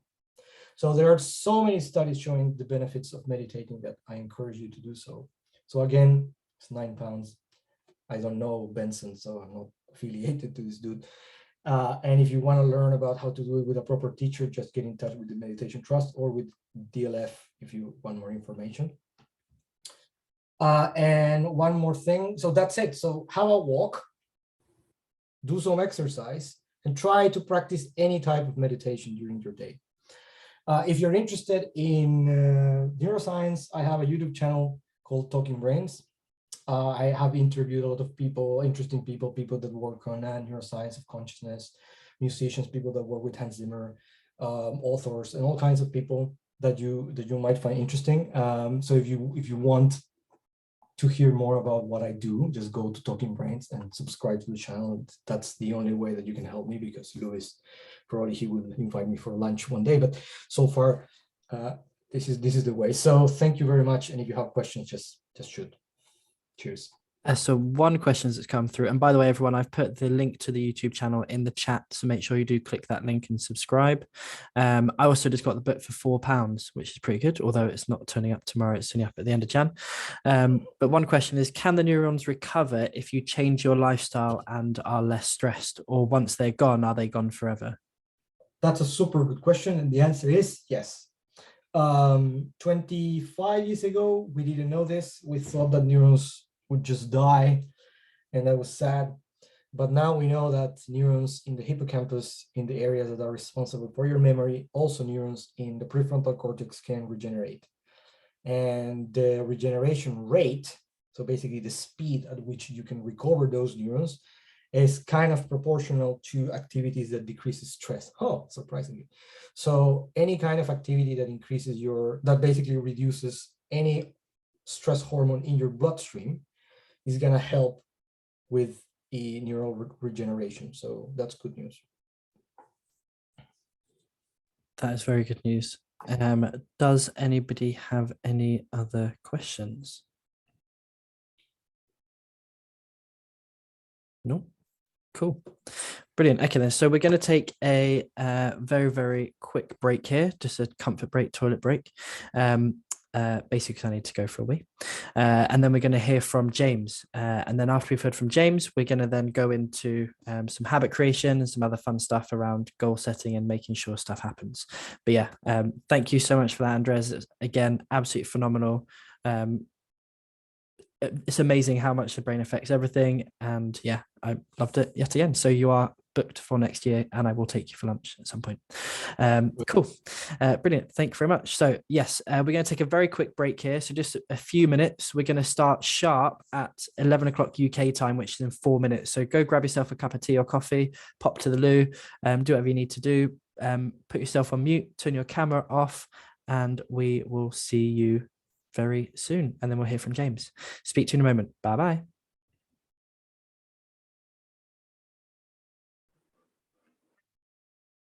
I'm going to introduce you to my friend James. James is off camera and he's back on camera. There we go.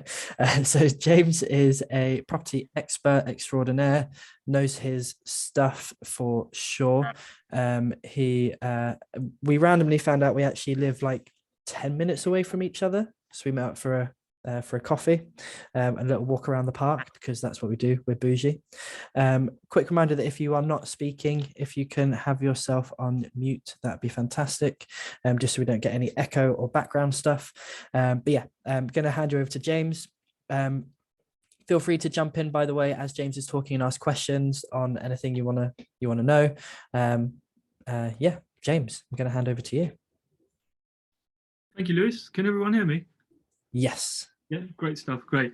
Lewis, first of all, mate, your sense of humor always makes me laugh, mate. It's always got me smiling. So, yeah, thank you so much for that. And the last speaker, wow, blown away with that. Really, really like the science in that. Not someone who would normally kind of be so intrigued by seeing diagrams and bit, but that was some interesting stuff, mate. So thank you so much for that as well.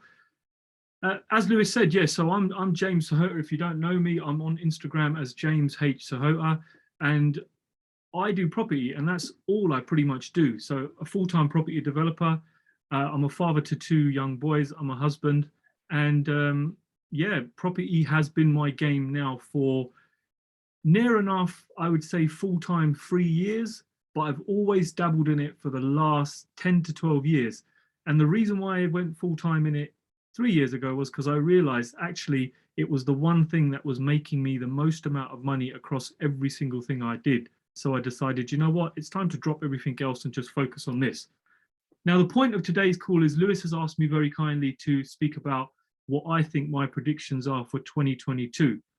And yeah, I'm here to kind of share those with you. I don't have any slides prepared. So if anybody wants to slip in with any questions or, you know, just get involved, please do. This is a freestyle session for me.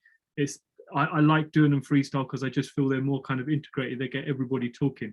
So let me begin by taking you back to 2021. Now, at the first lockdown, when the first lockdown hit, I think initially everybody kind of shit their pants and nothing was happening. The property market just kind of switched off initially. But then when the government started promoting kind of people working from home, this is where I saw a massive kind of increase in searches for new family homes, people looking to move, people looking to upgrade, or people just even in the rental market looking to have a nicer space. So that was the first point where I saw a bit of a boom.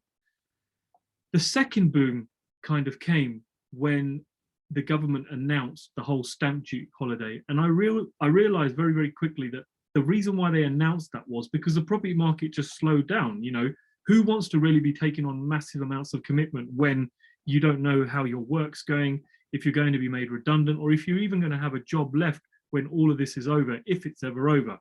So with the introduction of the stamp duty holiday, that's where I found that the property market was booming. And if you guys are in property yourself, or if you were trying to get into property at that point or looking for an investment deal, you may have found that there were no deals around. The fact of the matter is there were deals around, but it was just people. With the stamp duty holiday, everybody was able to kind of go out there and look for something a little bit beyond their means, whereas they may have been looking for something cheaper initially. When the holiday came along, everybody's like, oh, you know what, I can spend a little bit more. I might go out and put my foot out a little bit more, take on a bit a bigger bit of commitment because I can. But I don't know how much of that was real. You know, a lot of it was supported by this stamp duty holiday. Now, again, what I also found is, I mean, I'm quite good. I always watch the market. What I also found was there was a lot of people thinking to themselves, you know what, I'm going to have to do something new here. I'm going to have to kind of try and find something new, a little bit more secure. I don't know if I've got a job to go back to. So I found there was a lot of new people coming into property that had savings or may have had redundancies or may have even just made some money off crypto who are thinking, you know what, now's the time for me to put something into property. So there was a lot of new blood coming in. So that was kind of driving up prices. One of the biggest shocks for me during 2021 was what was happening in the auction houses. Now, if anybody's ever been to an auction house and bought property, generally you're going in there looking for a bargain. Now, I was walking in there and seeing stuff selling far more than retail. So you could go onto Rightmove and see a 3-bedroom house for £300,000, and you walk into an auction room thinking, I might get this for 250, I might get this for 240. You're walking in there, it's going for 350, 360. It just wasn't making any sense to me at all. And it's only over time I realized that there was a lot of old money. And when I mean old money, I saw this typically with people in the age range of my mother-in-law, who's kind of 60 plus. They were kind of starting to buy a lot of investment property, and somebody in that age range has a lot of money put aside, or they may have savings from working year on year. So all this old money was coming into the property market, with the older lot of thinking, yeah, it's time for us to invest. Let's get something a little bit more secure. For me, I was paying over the odds in auction houses as well, because it's all relative. If stuff's going for far more in an auction house, it generally means that when it's time to sell that property, it's going to go for a lot more as well. So it was all relative. So there will be times when I'm quite strict with what I want to pay in an auction property or at an auction, but I was breaking those rules because I knew the market was kind and people would buy at a higher price. So overall, I would make a profit. Now, what do I feel about 2022? At the moment, I'm a little bit unsure. I'm on the fence with this a little bit. With this new strain, this new virus going around, and it's spreading quite quickly. You know, whether you're a vaxxer or an anti-vaxxer, each to their own. Whether it's true, whether it's not, I don't know. But the fact is, it is spreading, and I think that this is going to have a massive effect on the way the property market goes. Now, if you think, or if you're thinking it's going to get slower or it's going to settle down, I don't think that's the case. I don't think it's the case at all. I mean, last year we saw massive growth, and professionals are predicting the same this year, massive growth again. I get asked this question time and time again, James, do you think the property market's going to crash? When is the right time to buy property? Personally, I feel the right time is now. You know, the right time is right now to buy, because I feel moving into the future or moving a few months down the line, the whole thing's going to start again. God forbid we're in another lockdown. What we saw at the first lockdown, people buying, there's a buying frenzy. I feel there may be another buying frenzy again, and people are just going to be kind of outbidding each other. You know, a property comes to market, an agent does an open day, it's advertised at say 500,000, it makes £80,000 more than it's advertised for. People are just going crazy, they're losing their shit. I don't know for what reason, but yeah, it was going absolutely mad. So I think it's a little bit of a hard one. I personally feel, from my opinion, that it's going to carry on growing. In fact, for me, being in property full-time, I'd love it to carry on growing, because I've got a couple of bits that are on the market right now. I've got a couple of projects that are coming through. But what I want to share with you guys is, if you are thinking about going into property, or it's something that you've been thinking about doing, or it's one of your strategy arms, I think you need to just be a little bit clever with your strategy now. Everybody that I mentor or work with, I say to them, look, it's all about trying to add value to something there, or trying to squeeze as much as you can out of a deal. And that's the reason why I feel, and I am heavily, heavily invested in HMOs. So if anybody doesn't know what a HMO is, it's a house with a multiple occupancy where, you know, unrelated individuals live together in this co-living workspace. And the reason why I'm so heavily invested in this area is because during the first lockdown, I realized that there was a lot of people who were living in, say, studio flats, or they may have been living in 1-2 bedroom flats on their own, that realized, actually, you know what? I need some companionship. I need to be around people. I need to be with other people, even if it does mean I'm working from home. And this was reflected in the kind of tenants that were coming up and wanting to rent our rooms. I'm talking professional doctors earning, well, young professional doctors earning 70, 80,000 pounds, or I've got kind of project managers coming in earning 80, 90,000 pounds. And I'm looking at wage slips thinking, why would you want to live in a co-living workspace when you can quite easily go off and earn, you've got enough earnings to kind of be in an individual space of your own. But I think what the first lockdown taught people was that they need companionships. And that's the reason why I feel if anybody's getting into property, especially if it's something new to you, you may want to consider co-living, because the kind of clientele that we would have got 5-6 years ago would have been somebody maybe starting out in their kind of working career, or they may have been young, or they may be looking to save for a property. But what I'm finding now is the kind of clientele we've got are A1 professionals coming along. You know, I only have to go to our London HMO and have a look at the cars parked outside the house, and I'm like, wow, these are individuals that are earning some top money. So yeah, getting back to my point, for me, I feel the market is going to carry on growing. I feel the market is going to be more towards multiple people living together, co-living, because there's a lot of people that are priced out that can't buy, and the next best thing is living with someone or renting. And I feel if you are going into property, look at stuff where you can add value. And when I mean add value, one of the easiest things you can do is try and find something that can go from a 1-bedroom into a 2-bedroom, that can allow you to add value and uplift on the property, or look at stuff where you can potentially add space to add value. Long gone are the days when you could do a homes under the hammer, £10,000 refurb where you paint the walls, change the carpets, put a new bathroom suite in, and you've made 30, 40 grand. It just doesn't work like that anymore. You just need to be thinking outside the box to kind of look and think, how am I going to add value, and how can I still be profitable in property moving into 2022?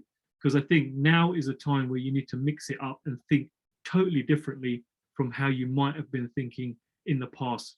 And that's obviously if you are in the property sector.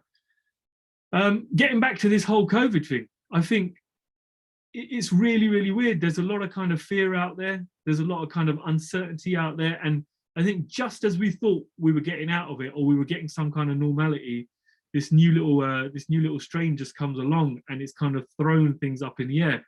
You know, I'm not a trader myself, but I noticed that there was a lot of the guys who invest in Bitcoin saying that, you know, the market was massively affected when this strain was introduced, or whenever something like this comes along. It's the same in property. It's kind of very, very unpredictable on where it's going to go.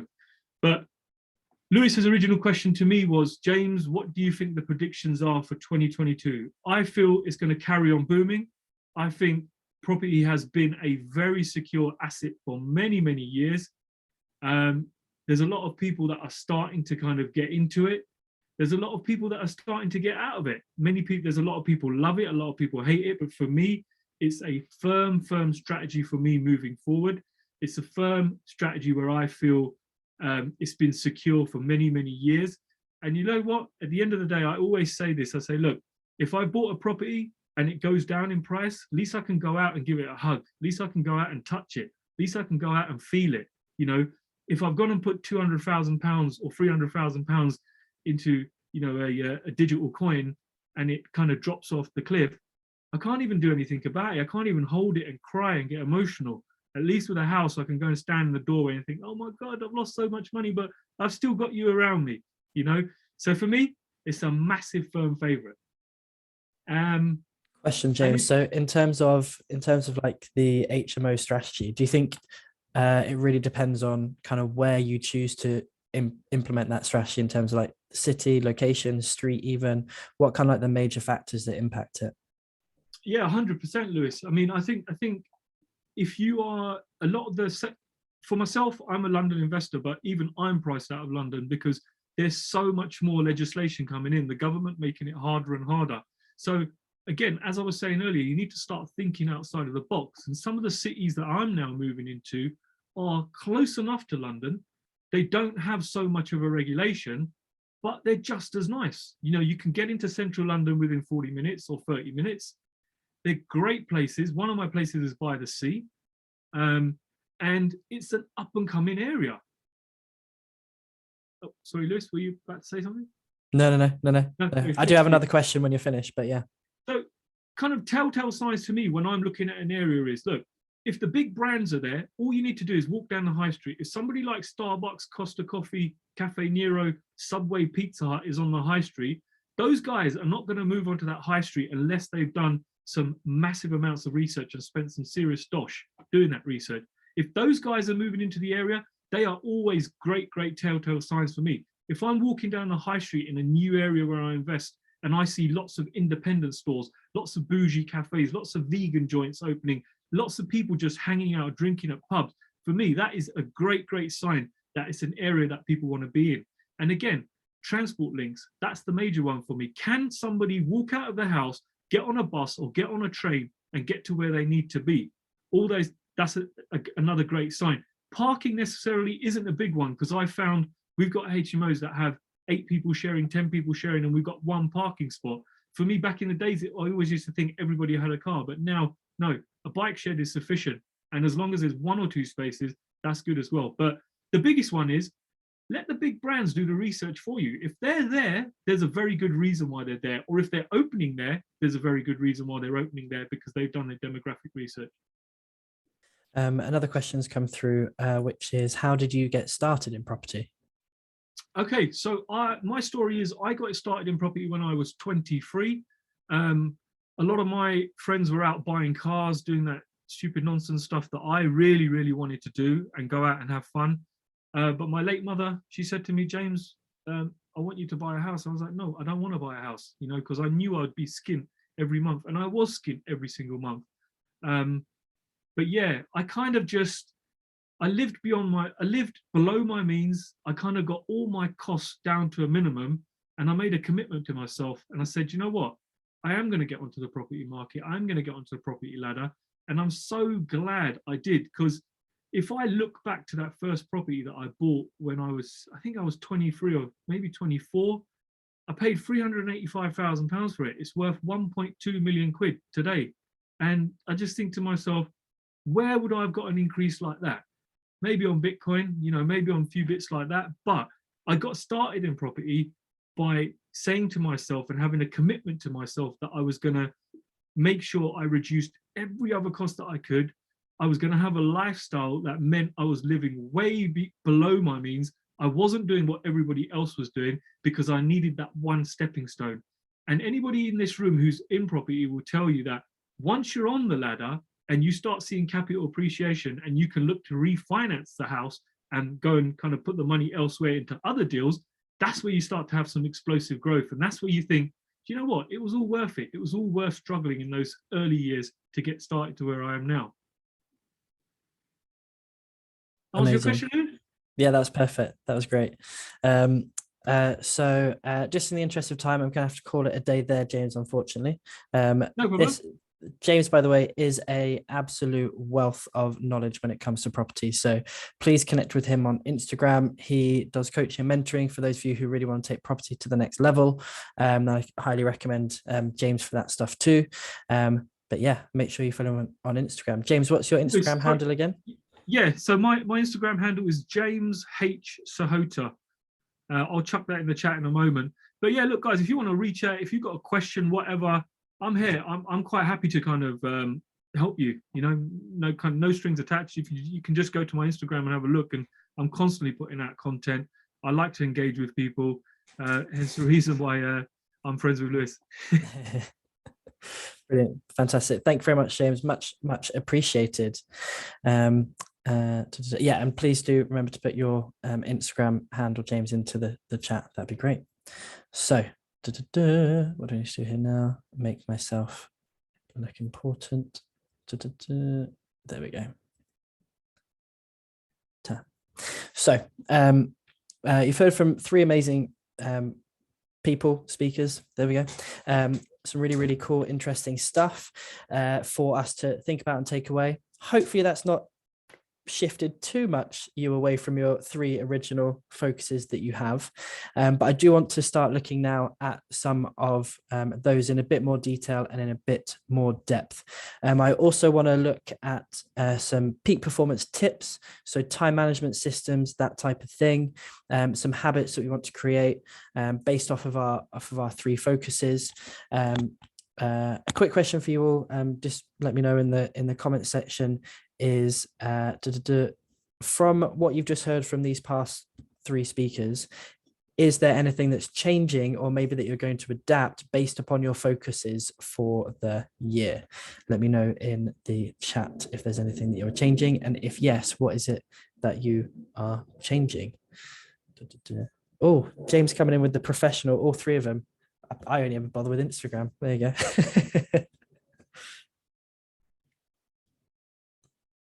So let me know in the chat if there's anything you're changing. If there is, what is it you are changing? What are you doing slightly differently?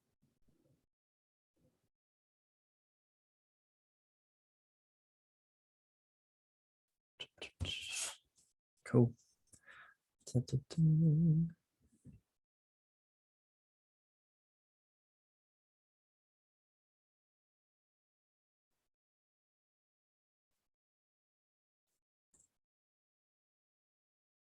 Meditation, yeah.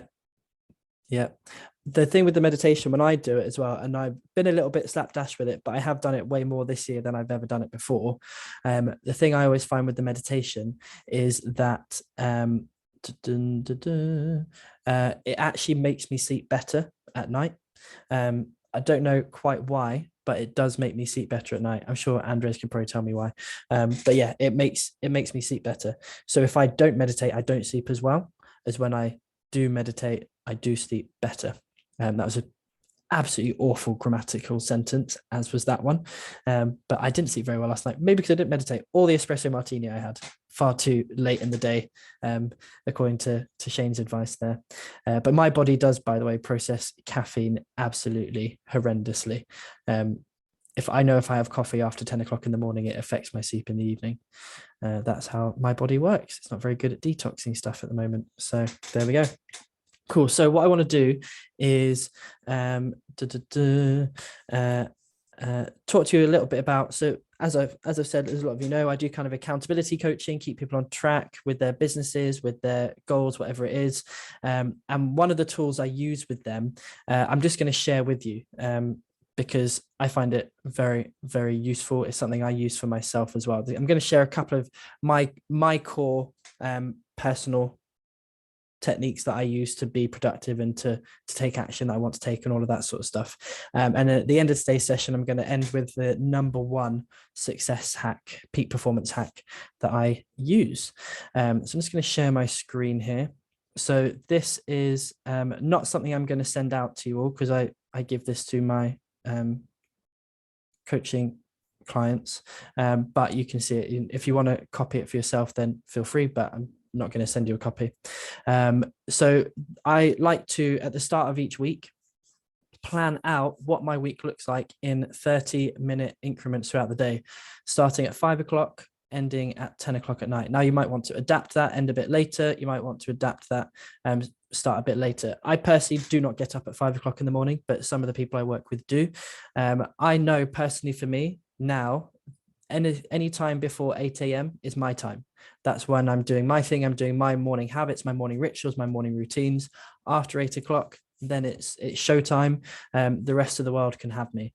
So by 8 o'clock, I would have done my trading. I would have done maybe a social media post, whatever bits and pieces. When I meditate closer to 11 o'clock because I like to do it before I eat and not after. If I do it after I eat, I fall asleep. So I might put in here, meditate. So I've got that in there. And then I know I want to do that every day. I may change the time that I do it on a Saturday and Sunday, but just for the sake of ease of kind of explaining, I put that in here. What I also do is I put in buffer blocks. So let me just put in, so maybe I get up about 6:30. So I'm just going to say morning routine.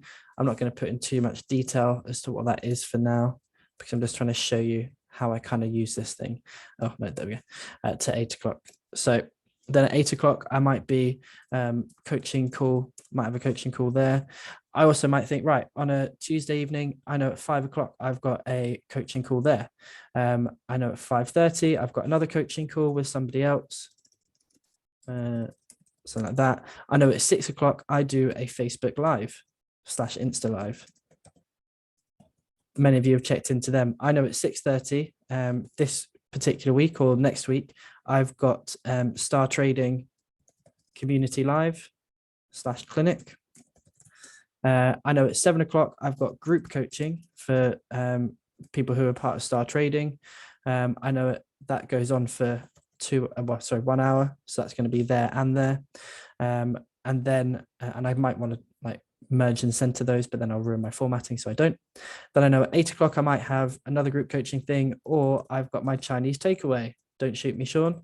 And I know I'm then just going to be relaxing for the rest of the evening. And yes, I put in relaxing into my diary. And then at 10 o'clock, I start my bedtime routine, which might be getting into bed, reading a book, putting on my blue light blockers, that type of thing. James has had to say goodbye. Bye, James. Love to see you. Thank you so much. His 5-year-old is demanding ice cream, so he's going to have to go and sort that out. One of the things I love about James is he's very much family focused. Family comes first, which I very much respect. So yeah, then I might have my bedtime routine, and I literally put in everything I need to put in here. So if I know I don't have anything specific to do, I might put in, let's say I've got a key task I need to do. So key task 1, and I think it's going to take me about an hour to do that task. I might, just in case it takes me a bit longer, put in a buffer block. So I might want to put that in there. So put in a buffer block there, just in case key task overruns. Shouldn't overrun more than about that. And then I'm going to have my lunch there. I'm going to have my lunch there. So I'd take an hour's lunch break, literally putting in and seeing my vision for the week. And when I do this for every single day, by the way, when you first do this, it'll take longer. When you're doing this on a weekly basis, obviously you have a lot of stuff which kind of repeats. So if you're like, right, I'm always going to have my lunch at 1 o'clock, then you kind of know what you've got going on. It's already, it kind of fills itself after a bit. The bits which change maybe when I've got particular calls that I need to make, particular jobs that I need to do. I won't write key task 1, I'll write down what that actual task is. Then I know where I have free time potentially, because I might see buffer blocks, and I know where I can fill in my time with what I actually want to get done and actually want to achieve, rather than letting that time dictate me. So the reason we do this is because we're setting intentions on a daily basis and a weekly basis towards the achievement of our goals. Now, I don't know if you're anything like me, but very often you can feel like you're super busy even when you haven't actually got that much on. So this will either reveal to you one of three things. The first thing would be that actually you're more stressed than you should be. Or rather, let me rephrase that. You are not as busy as you think you actually are when you look at what time availability you've actually got. The second thing it will do is it will tell you you're trying to do too much in too little time. And the third thing it might make you realize is that actually you're striking a pretty good balance and you have allocated your time quite well. There we go. So it's going to tell you one of those three things. The third one is pretty rare. Most people aren't nailing it just like through luck and sheer natural ability. I would say that's probably less than 1% of the population. What most of us need to do is we need to get intentional. We need to get it written down. We need to identify where it is that we have the time, where it is we're doing things through our week, where we have gaps in our time, where we're going to actually have family time. So, okay, for me, what are my 3 priorities? My 3 priorities are, and by the way, I like to do this on a Sunday. I saw a question come through about that. I like to do this on a Sunday. What I'm starting to do actually is, and by the way, all of this is trial and error in terms of figuring out what works best for you. You can keep this as a record, Tom, for sure. So I could just copy that, take a screenshot of it, and go again. If you look up here, what I tend to do is highlight things in red which I didn't complete, highlight things in green which I did complete as well, so I can get an understanding as to what I'm achieving and what I'm managing. Kate says, do I always manage to stick exactly to the plan, or do you ever get sidetracked, stray from this, i.e. sometimes tasks take longer than you expected or things crop up? Kate, the reality is life does happen. Of course, I get sidetracked. Of course, I get distracted. Of course, some things overrun, but also some things happen quicker than they normally would do, or than I expect they're going to. So that, again, is why we add buffer blocks in case something might take us a bit longer. But if you do spend a whole hour focused on Shane, of course, there's some blank spots in here because I've not filled it in with what my diary actually looks like. But yeah, so if I, what was I going to say there? Yeah, so if I think a task is going to overrun, then I've got a buffer block. But if I'm dedicating one actual solid hour of focused time towards the achievement of something which I'm working on, then that 1 hour of intentional time is actually going to make a massive difference. Saving some of the takeaway until the next day is meal prep. Exactly, Ryan. So if I order a Chinese, I'm inevitably going to have enough for lunch the next day, which saves me a lot of time and is half the calories. So there we go. But remember as well, I'm not going to be someone that says you have to be, what's the word? Proactive towards the achievement of something every hour, every second of the day. You need downtime.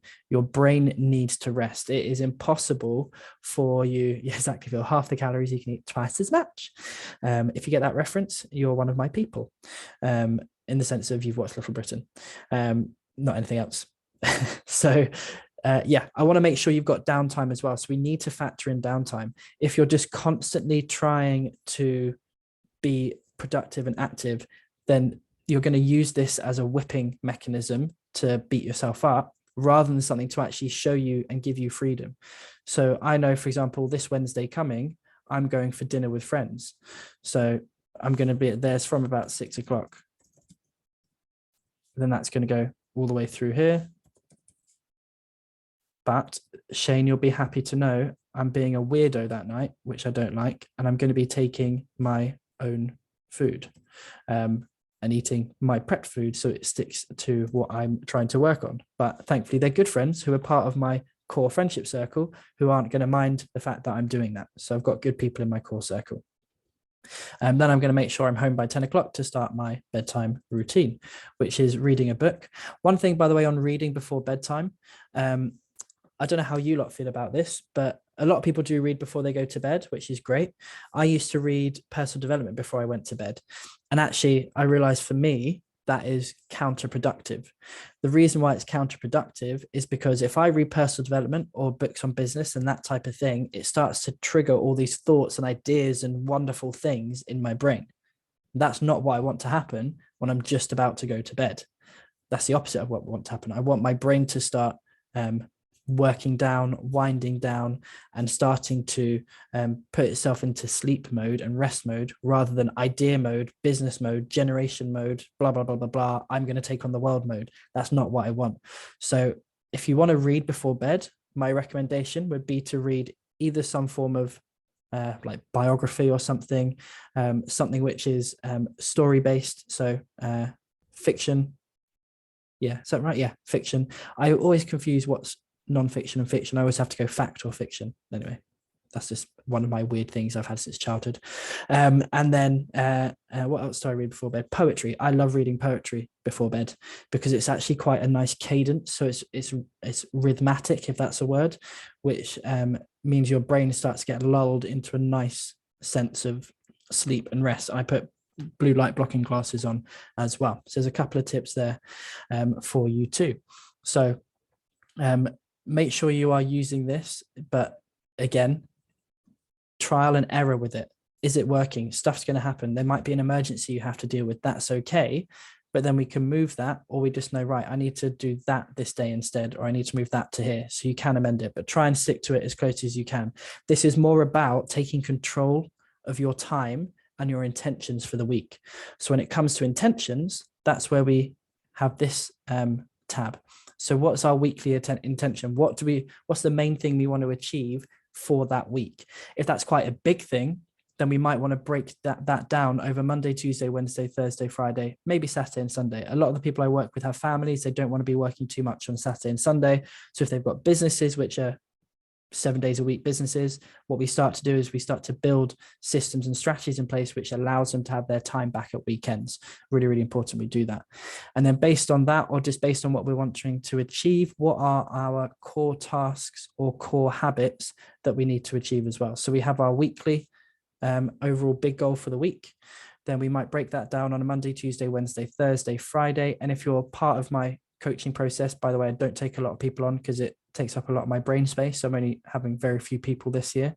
Then Monday, Tuesday, Wednesday, and Thursday, and Friday, sorry, my coaching students are meant to send me their intention for the day, so I can keep them accountable to what it is they're being accountable for that day.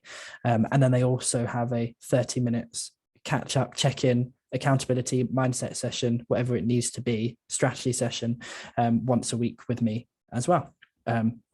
So that's kind of how I use this. And what we're going to start working on now is the habits. So then I have a habit tracker as well. Again, keeping it really simple. You can make this way more complicated than you want. What days do you want to be doing this? What days are you doing this? So for example, this is a little bit of just examples that you can use for this. Read, meditate, spend quality time with the missus or Mr. Or misters. It depends on what your setup is. Trading routine, and yes, the all-important regular bowel movement, which you may want to have in there as your habits. I'm a big believer in having some habits which are so easy to achieve, because then you can tick that box. You've got a very automatic win there for you. So yes, that's what we do there. So you'd put in your habits here. These habits should line up. It doesn't take me 30 minutes to do that last habit, but maybe that's part of my morning routine. There we go. I'll leave that up to your sick imagination. Bye, Andres. Lovely to see you. Brilliant. Fantastic. Thanks for sending the slides. I will share them out. And yeah, there we go. So the habits should tie in to your 3 focuses and the goals you've got around those focuses. With those focuses that you've got, it's unlikely that you're going to be able to make big progress on each of them every single day. You may be able to, depending on what they are, but you can definitely make small progress with the habits that you're creating off of them. So just before I move on to habit stuff, does anybody have any questions on that? No questions. I'll give people a chance to type if they want to be. Lewis, Yes. I know you generally prefer electronic, but that aside, would you recommend potentially putting it on paper, just because then you can't move stuff around and it's more solidified? Yep. So yeah, definitely. And by the way, I transfer what I do electronically there into my diary. So whether you have an electronic diary or you have a paper diary, it's up to you. Again, we have to find what works for you. I'm not very dictatorial in the you have to do it this way, you have to do it that way. But I will make the people I'm working with on a coaching level send me their weekly time plan, just so I know that they've actually done it, because when they do it, it makes a massive difference to their productivity. And they also, it's a weird one. It takes stress out of the equation a lot as well, because you don't have to think on a day-to-day basis, oh, what am I meant to be doing today? You've already put that work in. And once you've done it once, it will literally take you 10, 15 minutes to actually do, maybe 20 minutes if you've got quite a busy diary and like you've got lots of like different things to do and clients to see and that type of thing. So it actually is very, very quick. But one thing I'm a big believer in, and it comes back to what Shane was saying as well, about everything that you do takes energy. So the energy it takes to actually make decisions on a day-to-day basis is very high. It takes quite a large toll. And as someone who runs a business, deals with clients, has property, also does business consultancy stuff as well, my decisions that I have to make on a daily basis in terms of the number of them is very, very high. And I know when I've had a very busy week of decision making, because I cannot be bothered to decide what I'm having for dinner. Like I will have an argument with the other half about it, because you need to make an effing decision about this. I'm done making decisions. And it's just about what we're eating for dinner. Hence the Chinese takeaways, because it's a go-to easy thing. But now I've got a meal plan though, hey Shane.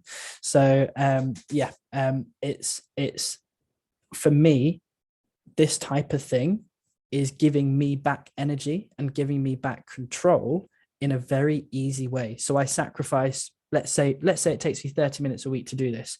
I sacrifice 30 minutes to do this plan, but the energy that releases back into my week on a day-to-day basis, because I don't have to think, right, now I've got to do this. What am I doing now? Oh, but how does that relate to this? Oh, I feel like I'm doing too much of this over there. I'm not doing enough of that over there. I'm not resting enough. Oh, blah, blah, blah, blah, blah. All of that sort of head stuff that starts to go on. I've taken that out of the equation. The decision is already made. The more decisions you can make ahead of time based on what you actually want to achieve, then the better the quality of your life and your experience of those things is going to be as well. So I'm a big believer in using this stuff. So Shane says the high performance planner bought online is really good. Cool. Yeah, there's loads of different things for this as well. If I know Shane, then that link is probably going to give him a little kickback, which is all good. No, not with this one. Wow, you love a kickback. Absolutely doesn't. I swear to God, I'm not all making back. Cool. So, yeah, I don't think drop shipping. you're drop shipping them. Yeah, I think I've used that one before. Yeah, some of these are really good.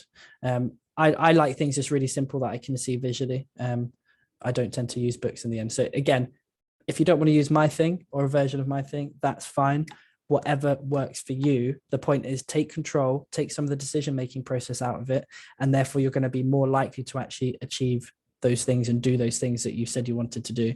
If you look at your time in that way, in 30-minute chunks, you can see where you have time to learn Spanish, to focus on your trading, to work on your business rather than in your business, that type of thing.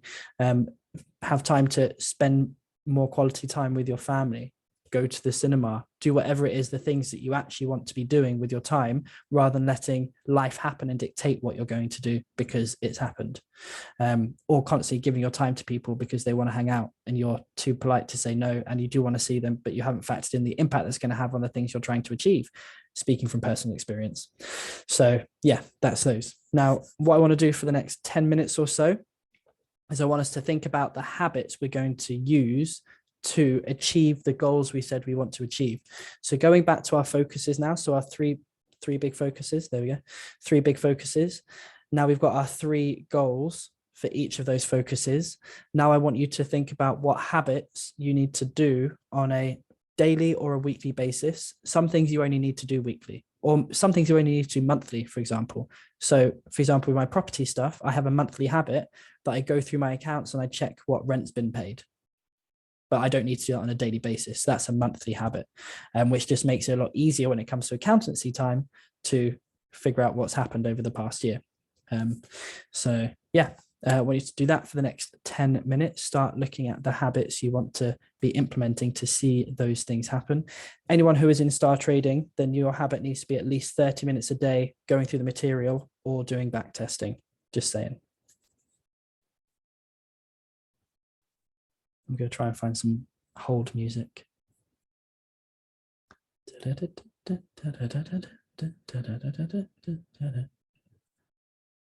Right, let's find this.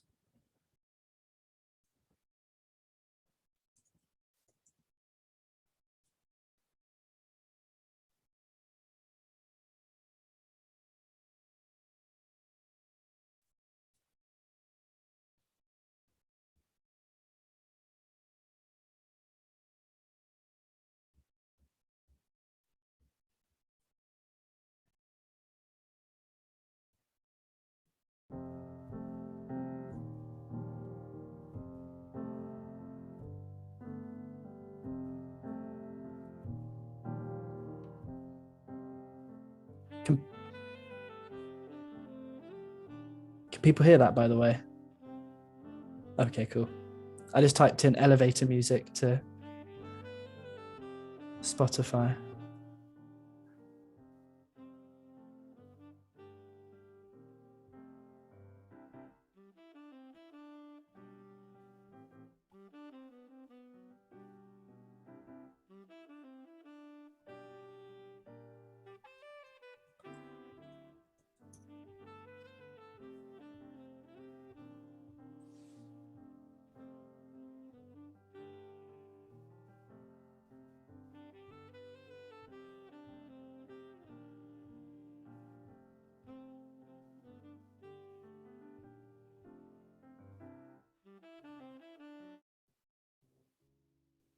Right, you've got until the end of this song to do your habits that's about to come up, and it's going to be an inspirational one.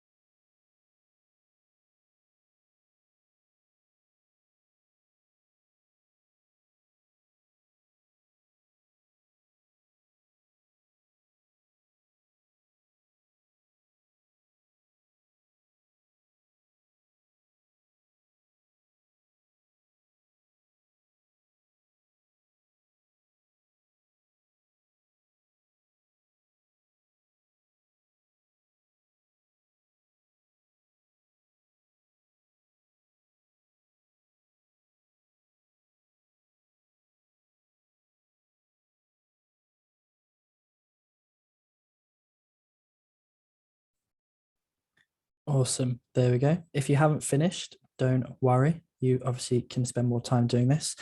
Shane has brought something up which I really wanted to talk about as well today, and that is normalizing saying no to things. And for me, having these 3 focuses should empower you, and I give you permission to say no to things which don't align with those 3 things, because if they're not going to feed into the improvement, I think I actually mentioned this near the start, if those things aren't going to take you further towards what you said you wanted to achieve, then they don't really have place in your life, at least not in that moment.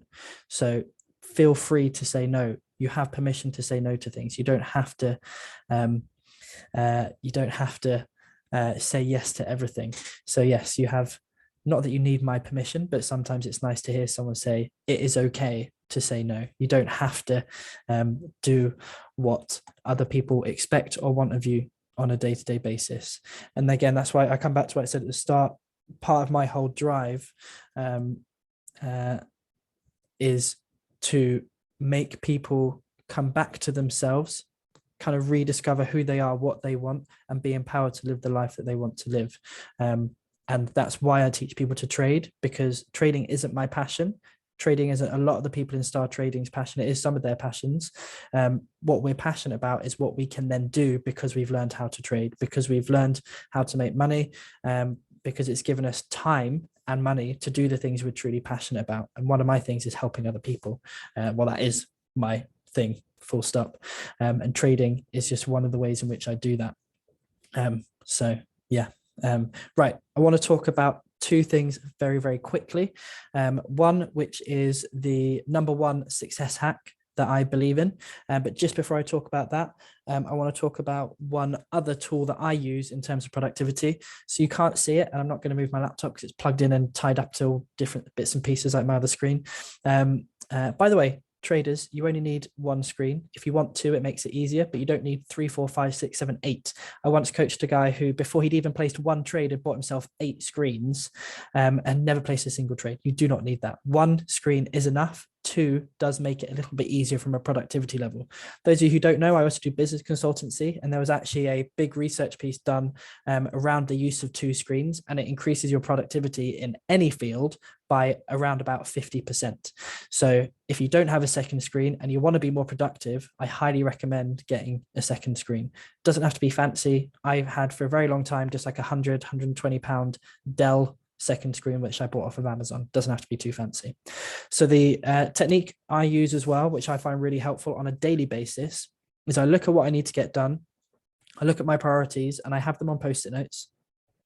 And I will take from that list of things I need to get done and I'll put them on my wall right here. So it's closer to me, it's more visible. And along this wall, I've got another set of Post-it notes, which are numbered 1 to 5 for each different Post-it note. And then I will put the tasks in the priority position that I want to get them done. So #1 priority gets put next to the #1 Post-it note. Second priority next to the second, and so on. Now, what I'm not allowed to do is I'm not allowed to do task 2, 3, 4, or 5 until I've done task 1. So it forces me to get the most priority thing done that day, even if I don't really want to do it. And again, it comes down to habit, and I have to force myself to do it. Sometimes I break my own rules. I am only human. But when you work on any of these tools, which I've talked about already, you will be amazed at how much more you get done than if you just kind of leave it up to chance and I'll get it done when I get it done. That's not a surefire way to operate at your best and achieve the things you want to achieve. So just to round up, be very, very quickly here. As I've mentioned a couple of times, I do coaching with people. For me, the #1 success principle that I have implemented for probably about like 20 years now. I'm old. So for about 20 years, I've always found someone to help me, whether that's accountability, whether that is a mentor, whether that's a combination of the two. The #1 thing which has led to my success in any area of my life, and I'm seeing some people nodding here because you know what I'm going to say, is having someone there to help me master what I'm doing or just to keep me accountable. So as I've said, I'm only going to take on a few people this year. I've already got 3 people. My plan was only to take on 5. So technically only have 2 spaces left for this year so far, 4 people that I'm going to be coaching and keeping accountable to their things, whether that's, by the way, this isn't trading specific. If one of the things you want to focus on is trading, great, but it doesn't have to be. If you're part of Star Trading, then you've actually got plenty of support structures within Star Trading that you don't need to use this type of coaching just for that. So what we do in terms of what I do rather in terms of the coaching is you have 30-minute weekly check-ins and accountability, daily touch points to set intentions. So you message me every day, Monday to Friday, not Saturday, Sunday. You need a break, I need a break. Where you tell me what your intention is for that day, the number 1 priority of the thing you need to get done, and we keep you accountable to that. Tools and resources for time management. You've seen just one of them so far. How to achieve more in less time. Mindset realignment, which we go through as well in your weekly check-ins. I identify where you're maybe not operating or thinking the right way about certain things. You get access to my network and connections and my power team for whatever you need. Laser focus and strategic process. That pro is meant to say process. Don't know why it's cut it off. So that is where if you're maybe running a business or you just want to operate your life more optimally, we look at strategies and systems to do that. I've helped numerous business owners, particularly for some reason in like electronics, plumbing, that type of stuff. Tradespeople, there we go, that's what I'm looking for. A lot of tradespeople for some reason who are very family orientated, they want to spend more time with their family. They want to step out of the business and being on the tools. I've helped quite a number of people do that and get to have more time with their family as well. So if you want to go for 12 weeks, it's 1599. If you want to do 24 weeks, then it's 2899. Obviously, the more you commit and you basically get the time for less of an investment. And then 48 weeks is 4995. The reason it's 48 weeks, not 52 weeks, is because you need a break, I need a break, you're going to go on holiday. We're not going to do every single week of the year because you're going to be away. I'm a big believer in downtime. So those are the options. If you want to have a conversation with me and investigate that a little bit more, drop me a message on Instagram and we can arrange a time to chat. Like I said, my plan was only to take on 5 people for that this year. I've already got 3 people on that at the moment. It's in from the 1st of January. They've already gotten in early doors. So I was only taking on an extra 5. So I've only got 2 spaces left. So if you are interested, please make sure you do that. So all that is left for me to say. Yeah, it's a good one, Shane. I know Shane's obviously does nutrition and health coaching, so he's nicking the 48 weeks instead of the 52 weeks. I think it's a really good one because you need time off. I need time off. You're still getting a year's worth of support. It's not like you really miss out. But yeah, so if you want to have access to me in that capacity, then please drop me a message on Instagram. All that is left for me to say is thank you very much for tuning up today. I hope it has been helpful. I know you would have learned something. It's been phenomenal yet again. If you haven't finished really creating your 3 focuses, if you haven't finished creating your 3 goals and then the habits for each of those goals, then keep working on that until you're happy with it. You have to be excited about kind of what you've got down on your piece of paper. If the goal doesn't excite you, then you need to rethink what that goal is. So make sure you're excited about what it is you want to achieve. Think about how that's actually going to impact and change your life. I'm so excited about the goals I've got within Star Trading. I'm so excited about the goals I've got for my health and my mindset and everything like that because of how that's going to change stuff. In terms of business and in terms of my own health and wellness and in terms of my relationships, again, I'm starting to think, right, if these are my focuses, how am I investing my time and my money into those things? So for example, with my business, I'm about to invest another £10,000 into new business coaching because I want to take my business to a different place and make it run more effectively and make my students have a better learning experience and master stuff quicker. So I'm investing my money into that. I'm investing into, I already see a therapist every week. I'm investing in coaching with Shane to help me kickstart my butt into not having Chinese takeaways because I need that. And then in terms of my relationships and things like that, I'm spending more time going away with the people I care about or just spending time with them. I like meals out. I like to spend time with people. I'm looking at hiring a Christmas cottage next year to spend with my family so we can have a really amazing time there and no one has to worry about the stress of cooking and keeping the house clean and all of that sort of crap. So those are the types of things, but I'm intentionally now thinking, right, I'm saying these are my focuses, but how does my money and my time actually show that they're my focuses? Where am I pissing my money up a wall into things which aren't my focuses? Where am I pissing my time up against the wall again into things which aren't actually my focuses? And that's actually a real challenge for me, because I love just spending ridiculous money on Amazon for no reason. So yeah. And again, it's not to say that you can't do other things, but where is your energy? Where is your focus going? I will still be buying 1 or 2 or 3 houses this year, but it's not anywhere on my goals list. It's not anywhere on my focus list, because it is not my priority. It's not my focus this year, but it doesn't mean some of that stuff isn't still going to happen. Hopefully that makes sense. So has that been helpful today, guys? Yes or no? Yes, I'm seeing some nods, no shakes, so that's good. If you do have any questions, feel free just to drop me a message on Instagram. If you want to know more about the coaching, drop me a message on Instagram. And yeah, I hope you have an absolutely fantastic 2022. I'm really excited for the year ahead. Keep that excitement, even when you get bored of whatever you're trying to achieve. Remember why you're trying to achieve it, and just keep going, keep smashing out. And if you need support, get the support you need. I will speak to you all soon. Bye-bye.